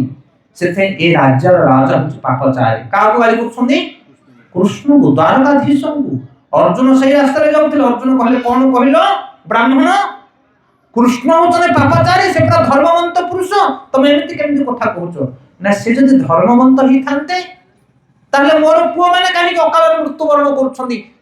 ଚାରିଟା ସନ୍ତାନ ମୋ ସ୍ତ୍ରୀ ଜନ୍ମ କଲାଣି, କିନ୍ତୁ ସେମାନେ କୁଆଡେ ସବୁ ଉଭେଇ ଯାଉଛନ୍ତି, ମାନେ ମରୁନାହାନ୍ତି ମଧ୍ୟ। ଜନ୍ମ ହେବା ପରେ ଉଭାନ। ହରି ବୋଲ। এই কথা শুনিলা পরে কিଏ କହିଲେ? অর্জুন କହିଲେ ଦେଖ ବ୍ରାହ୍ମଣ, ଆଉ ଗୋଟିଏ ସନ୍ତାନ ତମେ ଉତ୍ପନ୍ନ କର, ସେଇ ସନ୍ତାନ ଯଦି ମୃତ୍ୟୁବରଣ କଲେ ତାହେଲେ ମୁଁ ଅଗ୍ନିରେ ଧାସ ଦେବି, ମୁଁ ଅର୍ଜୁନ ଶପଥ କରୁଛି। এইଭଳି ଭାବରେ ଭଗବାନ କୃଷ୍ଣଙ୍କୁ ଅର୍ଜୁନ ଯାଇକି ମିଶିଲେ। ଦିନ ପରେ ଦିନ ଅତିବାହିତ ହେଲା। ବ୍ରାହ୍ମଣଙ୍କର ପତ୍ନୀ ଗର୍ଭବତୀ ହେଲେ। ଯେତେବେଳେ ପୁତ୍ର ଜନ୍ମ ହେବା ସମୟ ଆସିଲା, ବ୍ରାହ୍ମଣ ଯାଇକି କାହାକୁ ଡାକିଲେ? ଅର୍ଜୁନକୁ କହିଲେ ଅର୍ଜୁନ, ତୁମେ ଶପଥ କରିଥିଲ ଏଥର ଆସ, ମୋ ଦ୍ୱାର ଦେଶରେ ତୁମେ ଜଗ ଆଉ ରୁହ, ମୋର ସନ୍ତାନ କୁଆଡେ ଯିବ ତମେ ତାକୁ ରକ୍ଷା କରିବ। ଅର୍ଜୁନ ଯାଇକି ଗାଣ୍ଡୀବ ଧନୁକୁ ଧରିକି ଠିଆ ହେଲେ। କୋଉଠି? ବ୍ରାହ୍ମଣଙ୍କର ଦ୍ୱାର ଦେଶରେ। ଅସ୍ତ୍ର ଦ୍ୱାରା, ତାଙ୍କର ଦିବ୍ୟ ଅସ୍ତ୍ର ଦ୍ୱାରା ତାଙ୍କ ଘରଟାକୁ ପୁରା ସେ କଣ କଲେ? ବନ୍ଧନ କରିକି ରଖିଲେ, ଆବୃତ କରିକି, ଯେମିତି ପବନ ଟିକେ ମଧ୍ୟ ଘର ଭିତରେ ପଶି ପାରିବ ନାହିଁ। ତାପରେ ସନ୍ତାନ ଜନ୍ମ ହେଲା, କୁଆଁ କୁଆଁ ରାବ ଶୁଭାଗଲା ଏବଂ କିଛି ସମୟ ପରେ ତାପରେ କାନ୍ଦ ଧ୍ୱନି ଆସିଲା। ଘର ପରିବାର କାନ୍ଦିଲେ। କାହିଁକି?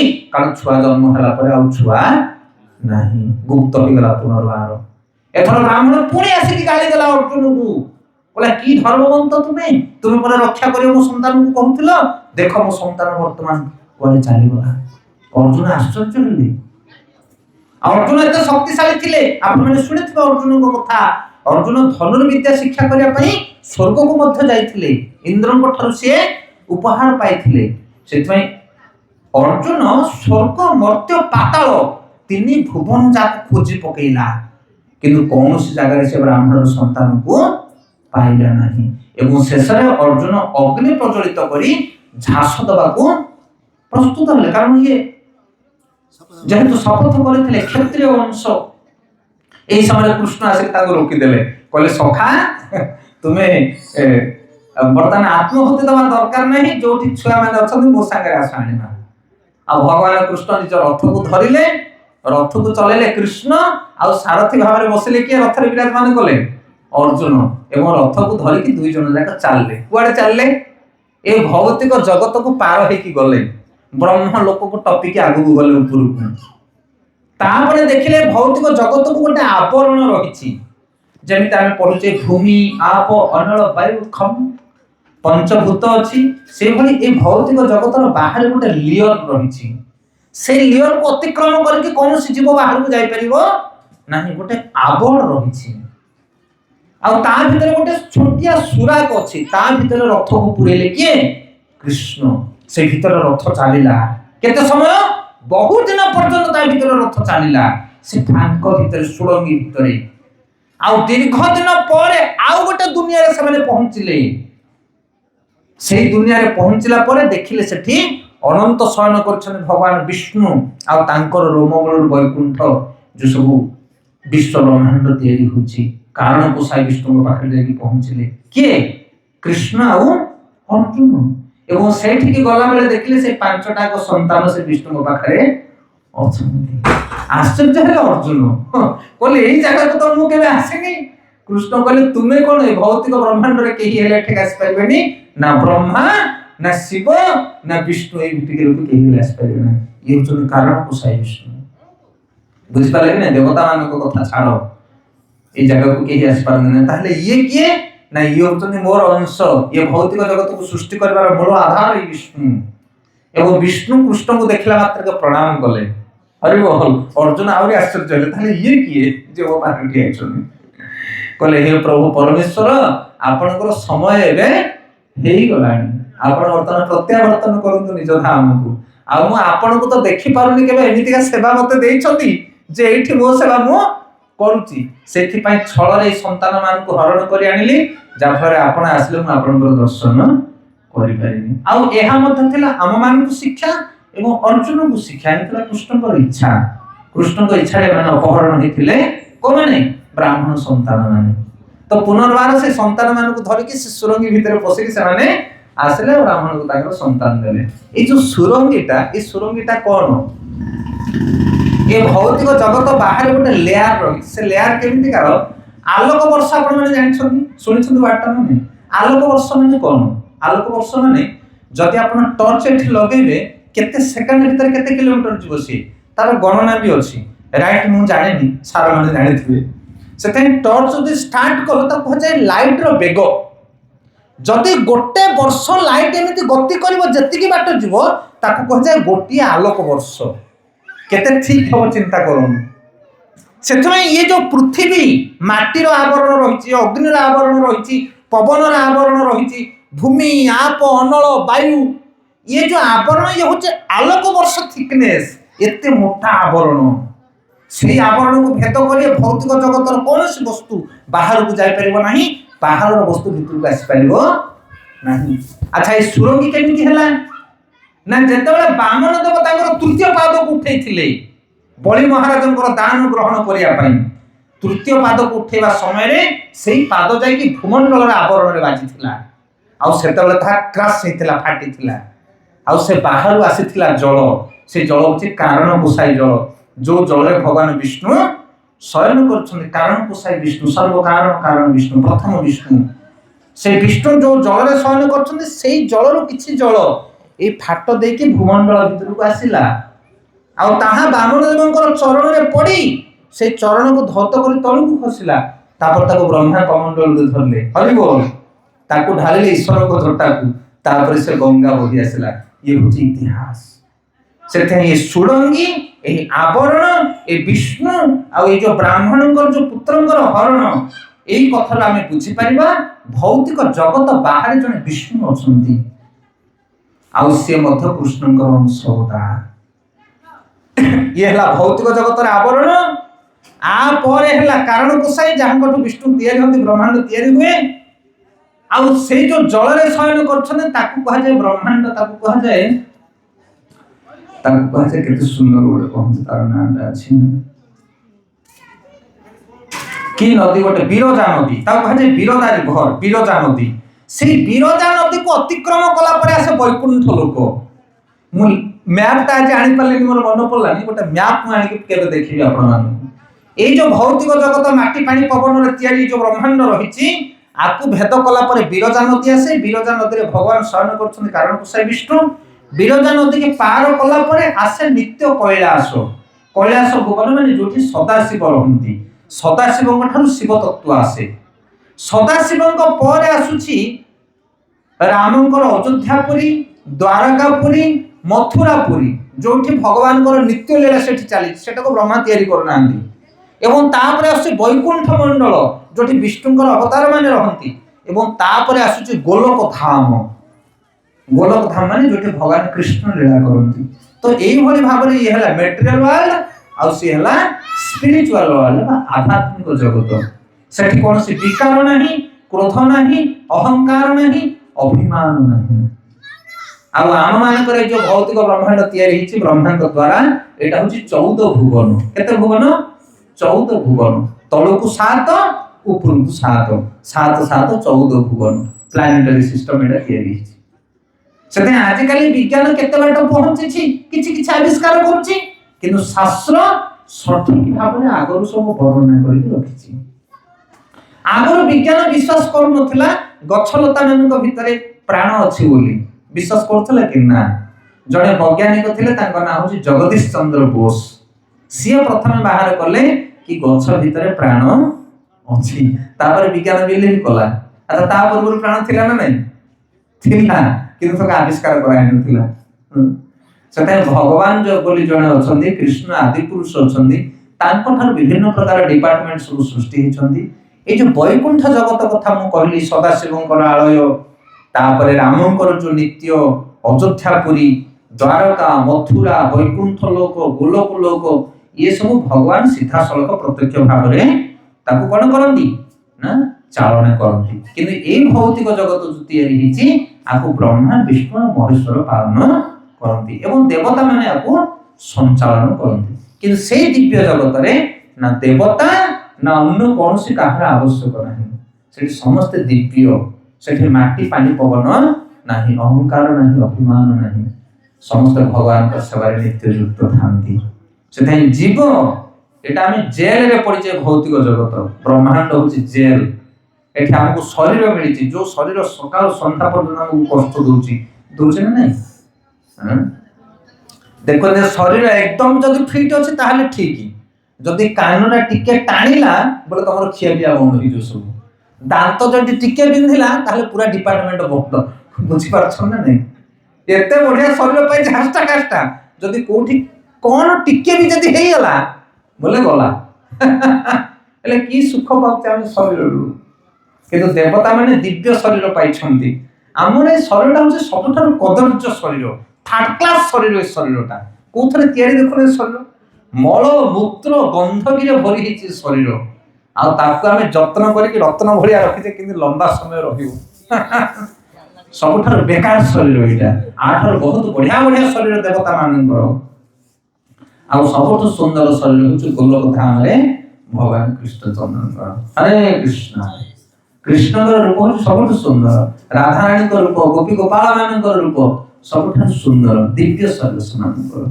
ସେଥିପାଇଁ ଆଜି ଆମେ ଆଲୋଚନା କଲେ ଏ ପ୍ରଥମ ଶ୍ଲୋକରେ କି କେଉଁଭଳି ଭାବରେ ବ୍ରହ୍ମା ସର୍ବପ୍ରଥମେ ଭଗବାନଙ୍କ ଠାରୁ ଜ୍ଞାନ ପାଇଥିଲେ, ଆଉ ସେଇ ଜ୍ଞାନକୁ ନେଇ ବ୍ରହ୍ମା ସଂସାରକୁ ସୃଷ୍ଟି କଲେ।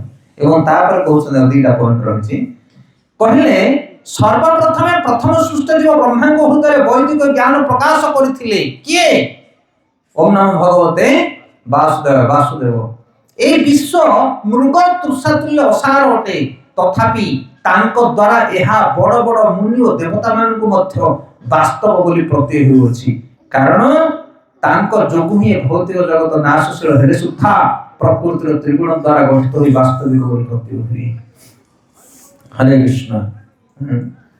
ଦେଖନ୍ତୁ, ଭଗବାନ କୃଷ୍ଣ ବ୍ରହ୍ମାଙ୍କୁ ଏମିତି ଜ୍ଞାନ ଦେଲେ, ଆଉ ସେଇ ଜ୍ଞାନକୁ ନେଇ ବ୍ରହ୍ମା ଜଗତକୁ ଏମିତି ତିଆରି କଲେ, ଏତେ ଦକ୍ଷ, ଏତେ ସୁନ୍ଦର ଭାବରେ, ଯେ ବଡ ବଡ ମୁନି ଋଷି ମାନେ ମଧ୍ୟ ଜଗତକୁ ଦେଖି ପାଗଳ ହେଇଯାଉଛନ୍ତି। କହିଲେ ମୃଗ ତୃଷା। ମୃଗ ତୃଷା ମାନେ କଣ ଜାଣିଛନ୍ତି? କଣ ମୃଗ ତୃଷା? ମୃଗର ନାଭିରେ ଥାଏ କସ୍ତୁରୀ। କୋଉଠି ଥାଏ? ନାଭିରେ। ଆଉ ସେଇ କସ୍ତୁରୀ ବାସନାକୁ ଶୁଙ୍ଘି ଆଘ୍ରାଣ କରି ମୃଗ ଚଞ୍ଚଳ ଭାବରେ 14 ଭୁବନ ବୁଲେ। କିନ୍ତୁ କୋଉଠି ଥାଏ? ନା ତାର ନାଭିରେ ଥାଏ କସ୍ତୁରୀ। ବୁଝିପାରିଲେ ନା କାହା କଥା? ସେଥିପାଇଁ ସୁଖ, ଆମେ ଯୋଉ ସୁଖ ଏ ଜଗତରେ ଖୋଜି ବୁଲୁଛେ, ଧନ ସମ୍ପତ୍ତିରେ, ନାରୀରେ, ମାନ ସମ୍ମାନରେ, ସ୍ୱାସ୍ଥ୍ୟରେ ଆମେ ସୁଖ ଖୋଜୁଛେ କି ନାଇଁ? ଗୋଟେ ହାଟ କାଟା ବଳୁଆ ହେଇଯିବି, ଡବଲ ଡବଲ ଭଳିଆ ଟିକେ ହେଇଯିବି, ଡମ୍ବରୁ ଉଠୁଛି ସକାଳ ପାଇଲେ, ଯୋଗା କରୁଛେ, ପ୍ରାଣାୟାମ କରୁଛେ, ଶରୀରକୁ ସୁସ୍ଥ ରଖିବି, ଭଲ ଝିଅଟେ ବାହାରି, ଭଲ ଘର କରି, ବଢିଆ ଗାଡି କିଣିବି, ଆ ପଛରେ ଆମେ ସୁଖ ଖୋଜୁଛେ। ଇଏ ହଉଛି ମୃଗ ତୃଷା ଭଳିଆ। ଆରେ ବାପା, ଏଇ ଜଗତରେ କୋଉଠି ସୁଖ ନାହିଁ। ସୁଖ କୋଉଠି ଅଛି? ଆମର ନାଭିରେ ଅଛି ସୁଖ।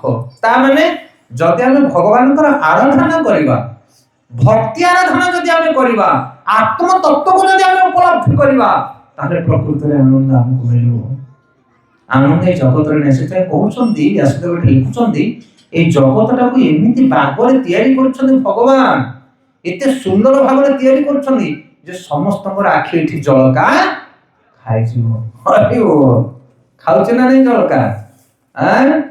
ତମେ କଣ ବ୍ରହ୍ମାଶି ଭଳିଆ ଲୋକ ପୁରା ପାଗଳ ହେଇଯାଇଛନ୍ତି ଜଗତରେ? ତମେ କୋଉ ଗଛର ମୂଳି?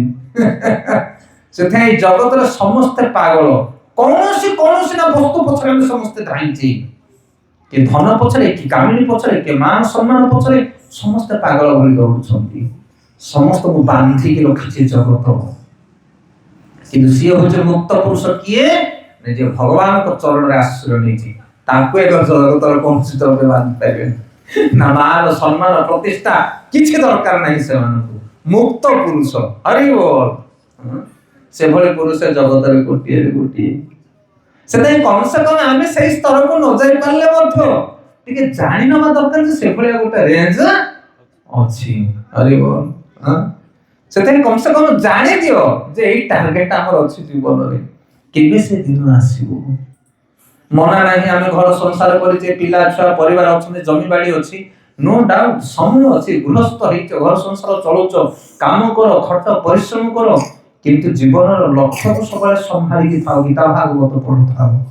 ଆମର ପରମ ପୂଜ୍ୟ ହଳଧର ସ୍ୱାମୀ ମହାରାଜ ଗୋଟେ ବଢିଆ କଥା କହନ୍ତି ଗୋଟେ ସ୍ତ୍ରୀ ଲୋକ ଯେତେବେଳେ ଗାଧେଇବା ପାଇଁ ଯାଏ ତାର ସଖୀ ମାନଙ୍କ ସହିତ, ଗାଧେଇକି ଆସିଲା ସମୟରେ ଦେଖିବେ ଆଜିକାଲି ତ ସବୁ ବାଥରୁମ ମାନଙ୍କରେ ଗାଧଉଛନ୍ତି ଘର ମାନଙ୍କରେ, ସେତେବେଳେ ନଦୀ କି ଗାଧେଇବା ପାଇଁ ଯାଆନ୍ତି ମା ମାନେ, ନଦୀ କି ପୋଖରୀ କି 2 4 ଜଣ 5 ଜଣ ସ୍ତ୍ରୀ ଲୋକ ଏକାଠି ହେଇକି ଯିବେ, ମଇଳା ଲୁଗାପଟା ସବୁ ଧରିଥିବେ, ନା ନାଇଁ ସ୍ୱାମୀର ପୁଅ ଝିଅ ମାନଙ୍କର ମଇଳା ଲୁଗା 2ଟା ହଣ୍ଡା ବାଲ୍ଟି କରିକି ଧରିଥିବେ, କଣ ପାଇଁ? ପାଣି ଆଣିବେ।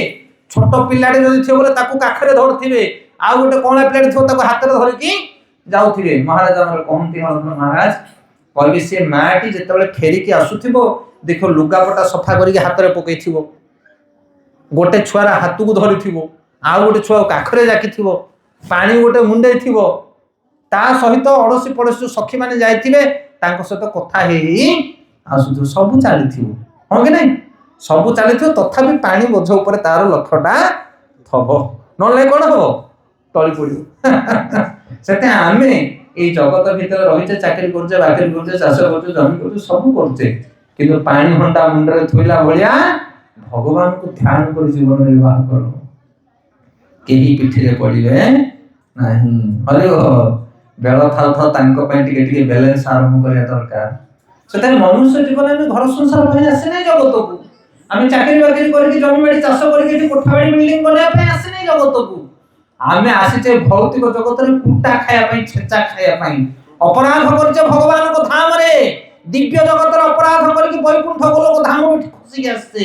ଏ ଗୋଟେ ଥାର୍ଡ କ୍ଲାସ ଶରୀର ପାଇଛେ, ଆଜି ଛିଙ୍କ, କାଲି ଝାଡା, କାଲି ବାନ୍ତି, କାଲି ଅଣ୍ଟା ବଥା, କାଲି ବ୍ଲଡ ପ୍ରେସର। ବୁଝିପାରୁଛନ୍ତି ନା କହିବା କଥା? ଯଦି ଜେଲକୁ ଗଲେ ମାଡ ଦିଆ ହବ ସକାଳ ପାଇଲେ, ସେଇଭଳି ଆମ ମାନଙ୍କର ଏଠି ଦୁର୍ଦ୍ଦଶା। ଆମେ ସବୁବେଳେ ଚେଷ୍ଟା କରିବା ବନ୍ଧନରୁ କେମିତି ଆମେ ଉଦ୍ଧାର ପାଇବା। ହେ ପରମେଶ୍ୱର, ହେ ପରମାତ୍ମା, ଆପଣ ଆମକୁ ଉଦ୍ଧାର କରତେ ଭୌତିକ ଜଗତରୁ, ଏଇ ଚିନ୍ତାରେ ଆମ ବିନତି ହେବା ଦରକାର। କିନ୍ତୁ ଆମେ କଣ କରୁଛେ? ଫସି ଯାଇଛେ ଜଗତରେ, ଫସି ଯାଇଛେ। ଆମେ ଜେଲ ଭିତରେ କଣ କରୁଛେ ନା, ଜେଲ ଭିତରେ ଆମର ନିଜ ଘରଟାକୁ ସ୍ଥିର କରିବା ପାଇଁ ଚେଷ୍ଟା କରୁଛେ। ଥରେ ଜେଲରେ ଆସିଗଲେ, ଅଗଷ୍ଟ 15 ସ୍ୱାଧୀନତା ଦିବସ, ସବୁ କଏଦୀ ମାନଙ୍କୁ ଡାକିଲେ, କହିଲେ ଆରେ ସବୁ ବସି ଯାଅ, ଲାଇନ ହେଇକି ଠିଆ ବସୁ। ସବୁ କଏଦୀ ମାନେ ଆସିକି ଠିଆ ହେଲେ। ଜେଲର ପଚାରୁଛନ୍ତି ତମକୁ କଣ ଦରକାର ଜଣେ କୁହ, ଆଜି ଯାହା ମାଗିବ ତାହା ତମକୁ ମିଳିବ। ପ୍ରଥମ କଏଦୀଟି କହୁଛି ଆଜ୍ଞା ମତେ ଗୋଟେ ଖଟିଆ ଦରକାର, ତଳେ ଶୋଇବା ଅଭ୍ୟାସ ମୋର ନାହିଁ। ଠିକ ଅଛି, ତାକୁ ଗୋଟେ ଖଟିଆ ଦେଇଦିଅ। ଆଉ ଜଣେ ପଚାରିଲା ତତେ କଣ ଦରକାର? ନା ଭାରି ଥଣ୍ଡା, ଏ କମଳ ହଉନି, ଆଉ ଗୋଟେ ବଡ ମୋଟା କମଳ, ତାକୁ ଯୋଡେ କମଳ ଦିଅ। ମୁଁ ଯୋଉ ରୁମରେ ରହୁଛି ସେ ରୁମରେ ଆଜ୍ଞା ଲାଇଟ ଭଲ ଜଳୁନି, ଗୋଟେ ହେଲୋଜେନ ଲଗାଉଛି, ନା ଡବଲ ହେଲୋଜେନ ଲଗା। ହରିବୋଲ। ତାପରେ ଲାଷ୍ଟ ଜଣେ କହୁଛି ଆଜ୍ଞା ମତେ ଆମ ଘରକୁ ଟିକେ ଛାଡିଦିଅ। ନା ତାକୁ ଛାଡିଦିଅ ନେଇକି ତାଙ୍କ ଘର। କଣ ବୁଦ୍ଧିଆ କିଏ? ଲାଇଟ ଫ୍ୟାନ ବାଲା ନା ଖଟ ମାଗିଆ ବାଲା?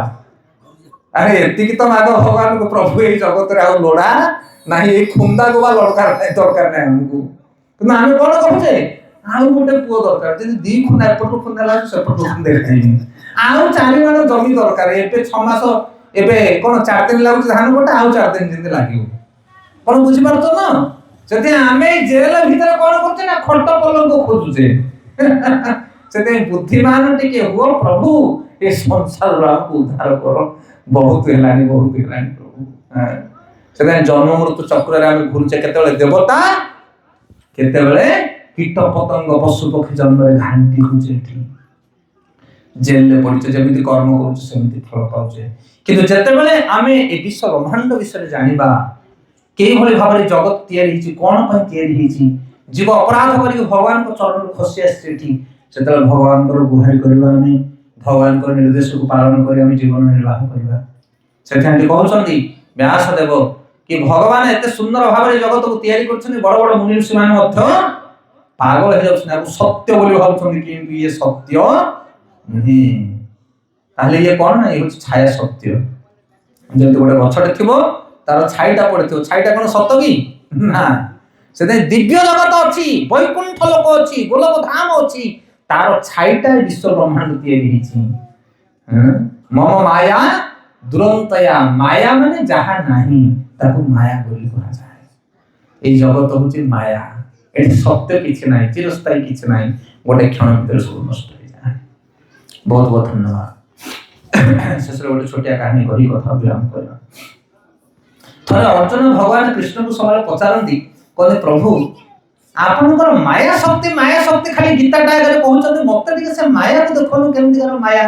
ନାରେ ଅର୍ଜୁନ, ସମୟ କେତେବେଳେ ହେଲେ ଦେଖେଇବା, କାହିଁ ଚନ୍ଦ୍ରା ହଉଛୁ? ତୁ ତ ଆମର ସଖା।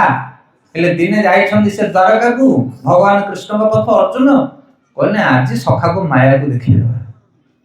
ହେଲେ କଣ କହିଲେ ନା ତାଙ୍କର ସୁଭଦ୍ରା କୃଷ୍ଣ ଆସିଛନ୍ତି ହସ୍ତିନାପୁରକୁ ଅର୍ଜୁନଙ୍କ ପାଖକୁ। ଆଉ ସୁଭଦ୍ରା ହଉଛନ୍ତି କିଏ? କୃଷ୍ଣଙ୍କର ଭଉଣୀ, ଅର୍ଜୁନଙ୍କର ପତ୍ନୀ ଯିଏ। ତ ଭଗବାନ କୃଷ୍ଣ ସୁଭଦ୍ରାକୁ କହିଲେ ସୁଭଦ୍ରା ଟିକେ ଶାଗ ପଖାଳ ରୋଷେଇ କରିଦିଅ ଫଟାଫଟ, ଆମେ ସଖାର ମୋର ଟିକେ ଗାଧେଇକି ଆସୁଛୁ। ହେଲେ କୃଷ୍ଣ ଅର୍ଜୁନକୁ ଧରିକି ଗଲେ ସ୍ନାନ କରିବା ପାଇଁ ନଦୀକୁ। ଦୁଇ ଜଣ ଯାକ କୃଷ୍ଣ ଅର୍ଜୁନ ଗଲେ ନଦୀକି ସ୍ନାନ କରିବା ପାଇଁ। ଯେତେବେଳେ ନଦୀକୁ ଯାଇଛନ୍ତି ଗାଧେଇବା ପାଇଁ, କୃଷ୍ଣ କହିଲେ ସଖା ଆଜି ଗୋଟେ ଖେଳ ଖେଳିବା। ନା କି ଖେଳ ଖେଳିବା? ନା ବୁଡିକି ରହିବା ନଦୀରେ, ଦେଖିବା କିଏ କେତେ ସମୟ ବୁଡିକି ରହୁଛି। ଦି ଜଣ ଯାକ ତ ସଖା, ମଜା ହାସ୍ୟଗମତ ହଅନ୍ତି। କହିଲେ ଠିକ ଅଛି, ବର୍ତ୍ତମାନ କୃଷ୍ଣ ଓ ଅର୍ଜୁନ ଦି ଜଣ ଯାକ ପାଣିରେ ବୁଡିଲେ। 3, 2, 1 ଠପ୍ କହିକି ବୁଡିଗଲେ ଦି ଜଣ ଯାକ। ଅର୍ଜୁନ ବୁଡିକି ରହିଲେ, ଯେତେବେଳେ ନାକ ତାଙ୍କର ରୁନ୍ଧି ହେଲା, ତାପରେ ଉଠି ପକେଇଲେ ଉପରକୁ। ଦେଖିଲେ କୃଷ୍ଣ ବାହାରିନି, କହିଲେ ମୁଁ ବୁଡିଯିବି। ସିଏ ବାହାରିଲେ ଆଗେ ତାଙ୍କେ ଗଲା, ହାରିଯିବେ ମୁଁ ଜିତିଯିବି କହିକି ଅର୍ଜୁନ ଆଉ ଥରେ ବୁଡି ପକେଇଲା ଟୁପକିନା। କିଛି ସମୟ ରୁନ୍ଧେଇକି ରହିଲା, ପୁଣି ଉଠିଲା କୃଷ୍ଣ ତଥାପି ବାହାରୁନାହାନ୍ତି। କହିଲା ଆରେ କି କଥା, ପୁଣି ବୁଡିଗଲା ଅର୍ଜୁନ ଲୁଚିକି। ଭାବିଲା କୃଷ୍ଣ ବାହାରିଲେ ମୁଁ ତାଙ୍କୁ ପରାସ୍ତ କରିଦେବି। 3-4 ଥର ଲୁଚିକି ବୁଡିଲା, କିନ୍ତୁ କୃଷ୍ଣ ବାହାରିବାର ନାହିଁ। ତାପରେ ଅର୍ଜୁନ ଠିଆ ପକେଇଲେ, କହିଲେ ସଖା କୁଆଡେ ଗଲେ ମୋର? ଖୋଜିଲେ ଚାରିଆଡେ, ଦରାଟି ପକେଇଲେ ଚାରିଆଡେ, ଆଉ କୃଷ୍ଣ ନାହିଁ। ଆଶ୍ଚର୍ଯ୍ୟ ହେଲେ, ତାଙ୍କ ମନ ଦୁଃଖରେ ଅଭିଭୂତ ହେଇଗଲା। କୃଷ୍ଣ ଅଛନ୍ତି ମୋର ପ୍ରାଣ ସ୍ୱରୂପ, ସଖା କୁଆଡେ ଗଲ? ସଖା ସଖା ଡାକ ଛାଡିଲେ। ଉପରକୁ ଗଲେ, ନଦୀ ବନ୍ଧ ହୁଡା ଉପରକୁ ଡାକିଲେ, ଇଆଡେ ସିଆଡେ ଖୋଜିଲେ, କିନ୍ତୁ କୋଉଠି କୃଷ୍ଣ ନାହାନ୍ତି।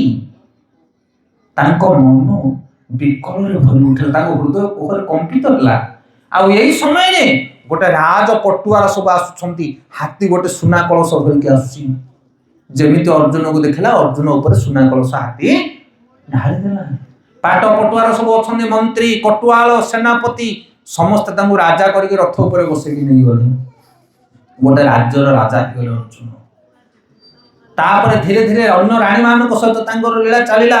ପୁତ୍ର ପୌତ୍ରେ ରାଜ୍ୟ ସମ୍ଭାଳି ଦିନ ପରେ ଦିନ ଅତିବାହିତ ହେଲା। ଦିନକର ଘଟଣା, ଅକସ୍ମାତ ରାଣୀ ଚାଲିଗଲେ। ତାଙ୍କର ଯୋଉ ରାଣୀ ଥିଲେ, ସେ ରାଜ୍ୟର ରାଣୀ, ସିଏ ମୃତ୍ୟୁବରଣ କଲେ। ଏଥର ମନ୍ତ୍ରୀ କହୁଛନ୍ତି, କହିଲେ ମହାରାଜ ଆପଣ ଏଥର ରେଡି ହୁଅନ୍ତୁ ମୃତ୍ୟୁବରଣ କରିବା ପାଇଁ। ନା ମୁଁ କଣ ପାଇଁ କରିବି? ଅର୍ଜୁନ ପଚାରୁଛନ୍ତି।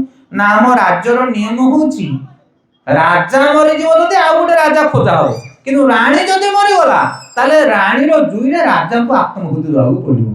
ଏ ନିୟମ ଅଛି, ଆମେ କଣ କରିବୁ? ଅର୍ଜୁନ କହିଲେ ଖାସା କଥା ହେଲା, ମୁଁ ଏଠି ରାଜା ହଉଥିଲେ କଣ ପାଇଁ? କିଏ ରାଣୀ ଗଲା, ମତେ ଆତ୍ମହୁତି ଦେବାକୁ ପଡିବ। ହେଲେ ଏବେ କଣ କଲେ ନା, ରାଜାର ଲୋକମାନେ ସବୁ କଣ କଲେ, ରାଜ୍ୟର ଲୋକମାନେ ପାତ୍ର ମନ୍ତ୍ରୀ ରାଣୀଙ୍କର ଶବକୁ ନେଇକି ଆସିଲେ। ନଦୀ କୂଳରେ ତାଙ୍କ ପାଇଁ ଗୋଟେ ତିଆରି କରାଗଲା ଶବକୁ ଦାହ କରିବା ପାଇଁ। ରାଣୀଙ୍କୁ ବର୍ତ୍ତମାନ ଶୁଆଇ ଦେଲେ, ଅଗ୍ନି ପ୍ରଜ୍ୱଳିତ ହେଇକି ଜଳିଲା। ଏବଂ କହିଲେ, ପାତ୍ର ମନ୍ତ୍ରୀ ମାନେ କହିଲେ ରାଜା ବିଳମ୍ବ କରନି, ନଦୀ ଭିତରେ ଯାଇକି ବୁଡିକି ସ୍ନାନ କରିକି ଶୌଚ ହେଇକି ଆସିଲେ ତୁମେ ଅଗ୍ନିକୁ ଲମ୍ବ ପ୍ରଦାନ କରିବ। ଅର୍ଜୁନ ବର୍ତ୍ତମାନ ଯାଇକି ପାଣି ଭିତରେ ବୁଡୁଛନ୍ତି। ପାଣି ଭିତରେ ବୁଡୁଛନ୍ତି, ସେ ଭାବୁଛନ୍ତି ମୁଁ ଟିକେ ବୁଡିକି ଅଧିକ ସମୟ ରହିବି। କାହିଁକି? କାରଣ ଯେତେ ସମୟ ରହିବି ଟିକେ ପ୍ରାଣଟା ବଞ୍ଚିଯିବ। ପାଣି ଭିତରେ ଆଜ୍ଞା ବୁଡିକି କେତେ ସମୟ ଜୀବନକୁ ବଞ୍ଚେଇବ? ବଡ କଷ୍ଟରେ ସେ ରୁନ୍ଧି ରାନ୍ଧି ହେଇକି ଅର୍ଜୁନ ପାଣି ଭିତରେ ବୁଡିକି ରହିଛନ୍ତି। ଉପରକୁ ଯେମିତି ଉଠିଲେ, କୃଷ୍ଣ ଠିଆ ହେଇଛନ୍ତି। ହରି ବୋଲ। ଟିକେ ପରେ କୃଷ୍ଣ ଉଠି ପକେଇଲେ, କହିଲେ ସଖା ତମେ ହାରିଗଲ, ମୁଁ ଜିତିଗଲି। ତମେ ଆଗେ ବାହାରି ପଡୁଛ, ମୁଁ ପଛରେ ବାହାରିଛି। କିଏ କହୁଛନ୍ତି? କୃଷ୍ଣ କହୁଛନ୍ତି ଅର୍ଜୁନକୁ। କାରଣ ଅର୍ଜୁନ ବାହାରିଲେ, ତାପରେ କୃଷ୍ଣ ସାଙ୍ଗେ ସାଙ୍ଗେ ଉଠି ପକେଇଲେ, କହିଲେ ସଖା ତମେ ଆଗେ ହାରିଗଲ, ତମେ ଆଗେ ବାହାରିଲ, ମୁଁ ପଛରେ ବାହାରିଲି। ଅର୍ଜୁନ କହିଲେ ମୁଁ ହାରିଲି? ଆରେ କୁଆଡେ ଗଲେ ସବୁ ପାତ୍ର ମନ୍ତ୍ରୀ? ବାହାରେ କହିଲେ ସବୁ ନଦୀ ବନ୍ଧରେ କେହି ନାହାନ୍ତି, ନା ଜୁଇ, ନା ମନ୍ତ୍ରୀ, ନା ପଟୁଆଳ, କିଏ ନାହାନ୍ତି। Black field. ହରି ବୋଲ। ଆଉ କିଛି ପାଟିର କଥା ବାହାରିଲା ନାହିଁ ଅର୍ଜୁନଙ୍କର। କୁଆଡେ ଗଲେ ଏମାନେ ପାଠ ପଢୁଥିଲେ, ମୁଁ ତ ମରିବା ପାଇଁ ଆସିଥିଲି, ଇଏ ରାଣୀ ମାନେ କୁଆଡେ ଗଲେ, କଣ ଘଟଣା ଆଉ କିଛି ବୁଝିପାରୁନାହାନ୍ତି କି କୃଷ୍ଣଙ୍କୁ ଆଉ କିଛି କହୁନାହାନ୍ତି। ଦୁଇ ଜଣ ଯାକ ସଖା ସ୍ନାନ କରିକି ଆସୁଛନ୍ତି। ଅର୍ଜୁନ ଖାଲି ବେଳେ ବେଳେ କୃଷ୍ଣଙ୍କ ମୁହଁକୁ ଅନଉଛନ୍ତି। ନାଇଁ ମୁହଁକୁ କଣ ଅନଉଛ? ନା ନାଇଁ କିଛି ନାହିଁ। ନା କଣ ଗୋଟେ ହେଇଛି ନା ତମେ କିଛି କହୁନ କଣ? ନା ନାଇଁ ଘରକୁ ଗଲେ କଥା ହବା। ଦି ଜଣ ଯାକ ଆସିକି ପହଞ୍ଚିଲେ ସୁଭଦ୍ରାଙ୍କ ପାଖରେ। ସୁଭଦ୍ରା ପଚାରୁଛନ୍ତି, କହୁଛନ୍ତି ଆଏ ଭାଇ ଗାଧେଇଲୁ ନା ଅଧା ବାଟରୁ ଆହୁରି ପଳେଇ ଆଇଲ? କଣ ଏଇନେ ଚୁଲି ଲଗେଇନି ମୁଁ ଯାଇକି ପଳେଇ ଆସିଲି ସାଙ୍ଗେ ସାଙ୍ଗେ? ଅର୍ଜୁନ ଆହୁରି ଆଶ୍ଚର୍ଯ୍ୟ, ଇଏ ଚୁଲି ଲଗେଇନି ସୁଭଦ୍ରା, ସେଣେ ଗୋଟେ ମହାଭାରତ ସରିଲାଣି, ସରିଗଲ। ଅର୍ଜୁନ ଆଉ କିଛି ବୁଝିପାରୁନାହାନ୍ତି ସେ କଥା। ତାପରେ ଆଗ ପଛରେ ଦି ଜଣ ଯାକ ଖାଇବା ପାଇଁ ବସିଲେ। କୃଷ୍ଣ କହିଲେ, କଣ ସଖା ବୁଝିପାରିଲ ତ? ହରିବଲ, ଇଏ ହଉଛି ମୋରି ମାୟା। ତାଙ୍କ ମାୟାରେ ଜଗତ ମାୟା। ଆମେ ହଉଛେ ସେଇ ଅର୍ଜୁନ, ଆଉ ଆମ ଘରଟା ହଉଛି ସେଇ ରାଜ୍ୟ। ଆମେ ମୁକୁଟ ପିନ୍ଧିକି ରାଜା ଭଳିଆ ହସୁଛେ, ହଁ କି ନାଇଁ? କି ରାଜା ହଉ ତମେ? ଯେତେବେଳେ ଜୁଇକି ଯିବ ନା, ସେତେବେଳେ ତମେ ରାଜା ଭିକାରୀ କିଛି ନଥିବ, ନା ମନ୍ତ୍ରୀ ଥିବ, ନା ପଟଳ ଥିବ, ନା ରାଣୀ ଥିବେ, କେହି ନଥିବେ। ସେଥିପାଇଁ ଏ ଶରୀରଟା ହଉଛି ସ୍ୱପ୍ନ, ଏ ଶରୀର ହଉଛି ମାୟା, ଆଉ ଏ ମାୟା ଶରୀର ଭିତରେ ଆମେ ହଉଛେ ରାଜା। ଆପଣ ବୁଝିପାରିଲେ କି ନାଇଁ? ଯେତେବେଳେ ଶରୀର ଆମ ଠାରୁ ଚାଲିଯିବ, ସେତେବେଳେ ତୁମେ କେବଳ ରହିବ ସିଙ୍ଗିଲ ଆତ୍ମା। ତମ ପାଖରେ ଆଉ ନା ରାଣୀ ଥିବ, ନା ରାଜ୍ୟ ଥିବ। ବୁଝିପାରିଲେ କାହା କଥା? ସେଥିପାଇଁ ଇଏ ହଉଛି ମାୟାର ଜଗତ, ଭଗବାନଙ୍କ ଦ୍ୱାରା ତିଆରି ହେଇଛି।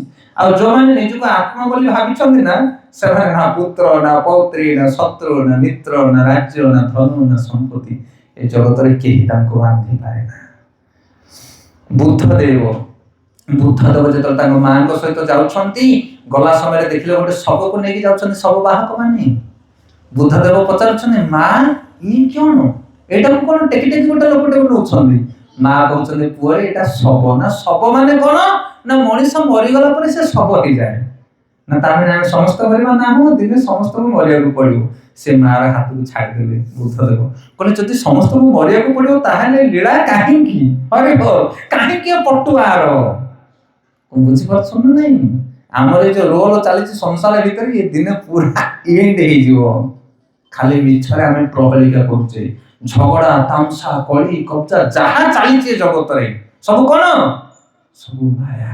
କିଛି କାମ ଦବନି ଆଜ୍ଞା। ନିଶ୍ୱାସ ଚାଲିଗଲା ପରେ ସେ ଆଉ କୋଉଠକୁ ଯିବ କାଲି ତମ ସହିତ? ନା ସେ ସ୍ତ୍ରୀ ଆଉ ସ୍ୱାମୀ ସହିତ ଝଗଡା କରିବ? ନା ଯିଏ ବାକି ନେଇଛି ତମକୁ ବାକି ଦବ? ସରିଗଲ। ସେଥିପାଇଁ ଯିଏ ଗଲା ସବୁ ଗଲା।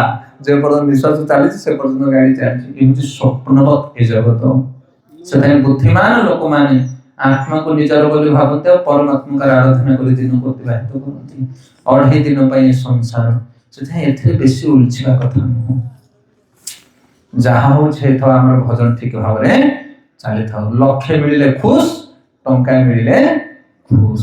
କିଏ ସମ୍ମାନ କଲା ଖୁସ, କିଏ ଅସମ୍ମାନ କଲା ବି ଖୁସ। ଏଥିରେ କିଛି ଯାଏ ଆସେ ନା। 2 ଦିନିଆ କଥା କାହିଁକି ଖୁସି କରୁଛନ୍ତି? ହରେ କୃଷ୍ଣ। ତ ଆଜି ଆମେ ଶୁଣିଲେ କି କିଭଳି ଭାବରେ ବ୍ରହ୍ମା ଏ ସଂସାର ତିଆରି କରନ୍ତି, ବିଷ୍ଣୁଙ୍କ ଠାରୁ ବ୍ରହ୍ମା ତିଆରି ହୁଅନ୍ତି, ଏବଂ ଏ ଭୌତିକ ଜଗତ ଆଉ ଆଧ୍ୟାତ୍ମିକ ଜଗତ ଭିତରେ ଡିଫରେନ୍ସ ଆମେ ଦେଖିଲେ। ଭଗବାନ କୃଷ୍ଣ କେମିତି ଆଦି ପୁରୁଷ, ତାଙ୍କ ଠାରୁ ବିଶ୍ୱ ବ୍ରହ୍ମାଣ୍ଡ କେମିତି ସୃଷ୍ଟି ହେଇଛି, ଏବଂ ବ୍ରହ୍ମାଙ୍କର ବ୍ରହ୍ମ ସଂହିତା ଆମେ ପାଠ କଲେ, ଯୋଉଥିରେ ଆମେ ଶିବଙ୍କ ବିଷୟରେ ଶୁଣିଲେ ଏବଂ ତାଙ୍କର ଗୋଲକ ଧାମ ବିଷୟରେ ଶୁଣିଲେ, ବିଷ୍ଣୁଙ୍କର ଅବତାର ମାନଙ୍କ ବିଷୟରେ ଶୁଣିଲେ, ରାମ ଆଦି ମୂର୍ତ୍ତିଷୁ ତାଙ୍କର ରୂପ ବିଷୟରେ ଶୁଣିଲେ, ତାଙ୍କୁ ପାଇବାର ଭକ୍ତି ମାର୍ଗ ବିଷୟରେ ଶ୍ରବଣ କଲେ, ଏବଂ ଶେଷରେ ତାଙ୍କର ଏଇ ମହାମାୟା ଯୋଗ ଶକ୍ତି ବଳରେ ତିଆରି ହେଇଥିବା ବିଶ୍ୱ ବ୍ରହ୍ମାଣ୍ଡ ବିଷୟରେ ଆମେ ଶୁଣିଲେ। କି ବହୁତ ବଡ ବଡ ଦେବତା ମୁନି ଋଷି ମାନେ ମଧ୍ୟ ଏଇ ଜଗତକୁ ଦେଖି ପାଗଳ ହେଇଯାନ୍ତି, କିନ୍ତୁ ଯେ ଭଗବାନ ତତ୍ତ୍ୱବେତା ସେ ସଂସାରକୁ ଦେଖି କେବେ ହେଲେ ମୂଲ୍ୟବାନ ହୁଏ ନା। ये छोटिया साधारण नुह आज्ञा ये हूँ आम जीवन टार्गेट। बड़ बड़ लोक मैंने फेल रही जाती ये परीक्षा। बहुत बहुत धन्यवाद समस्त। बर्तमान 5 मिनट आम कीर्तन करवा एवं तापरे आसंता अध्याय आम द्वितीय तृतीय श्लोक नवा। द्वितीय श्लोक आठ आहरी गंभीर, बहुत सुंदर 2-3 श्लोक अच्छी।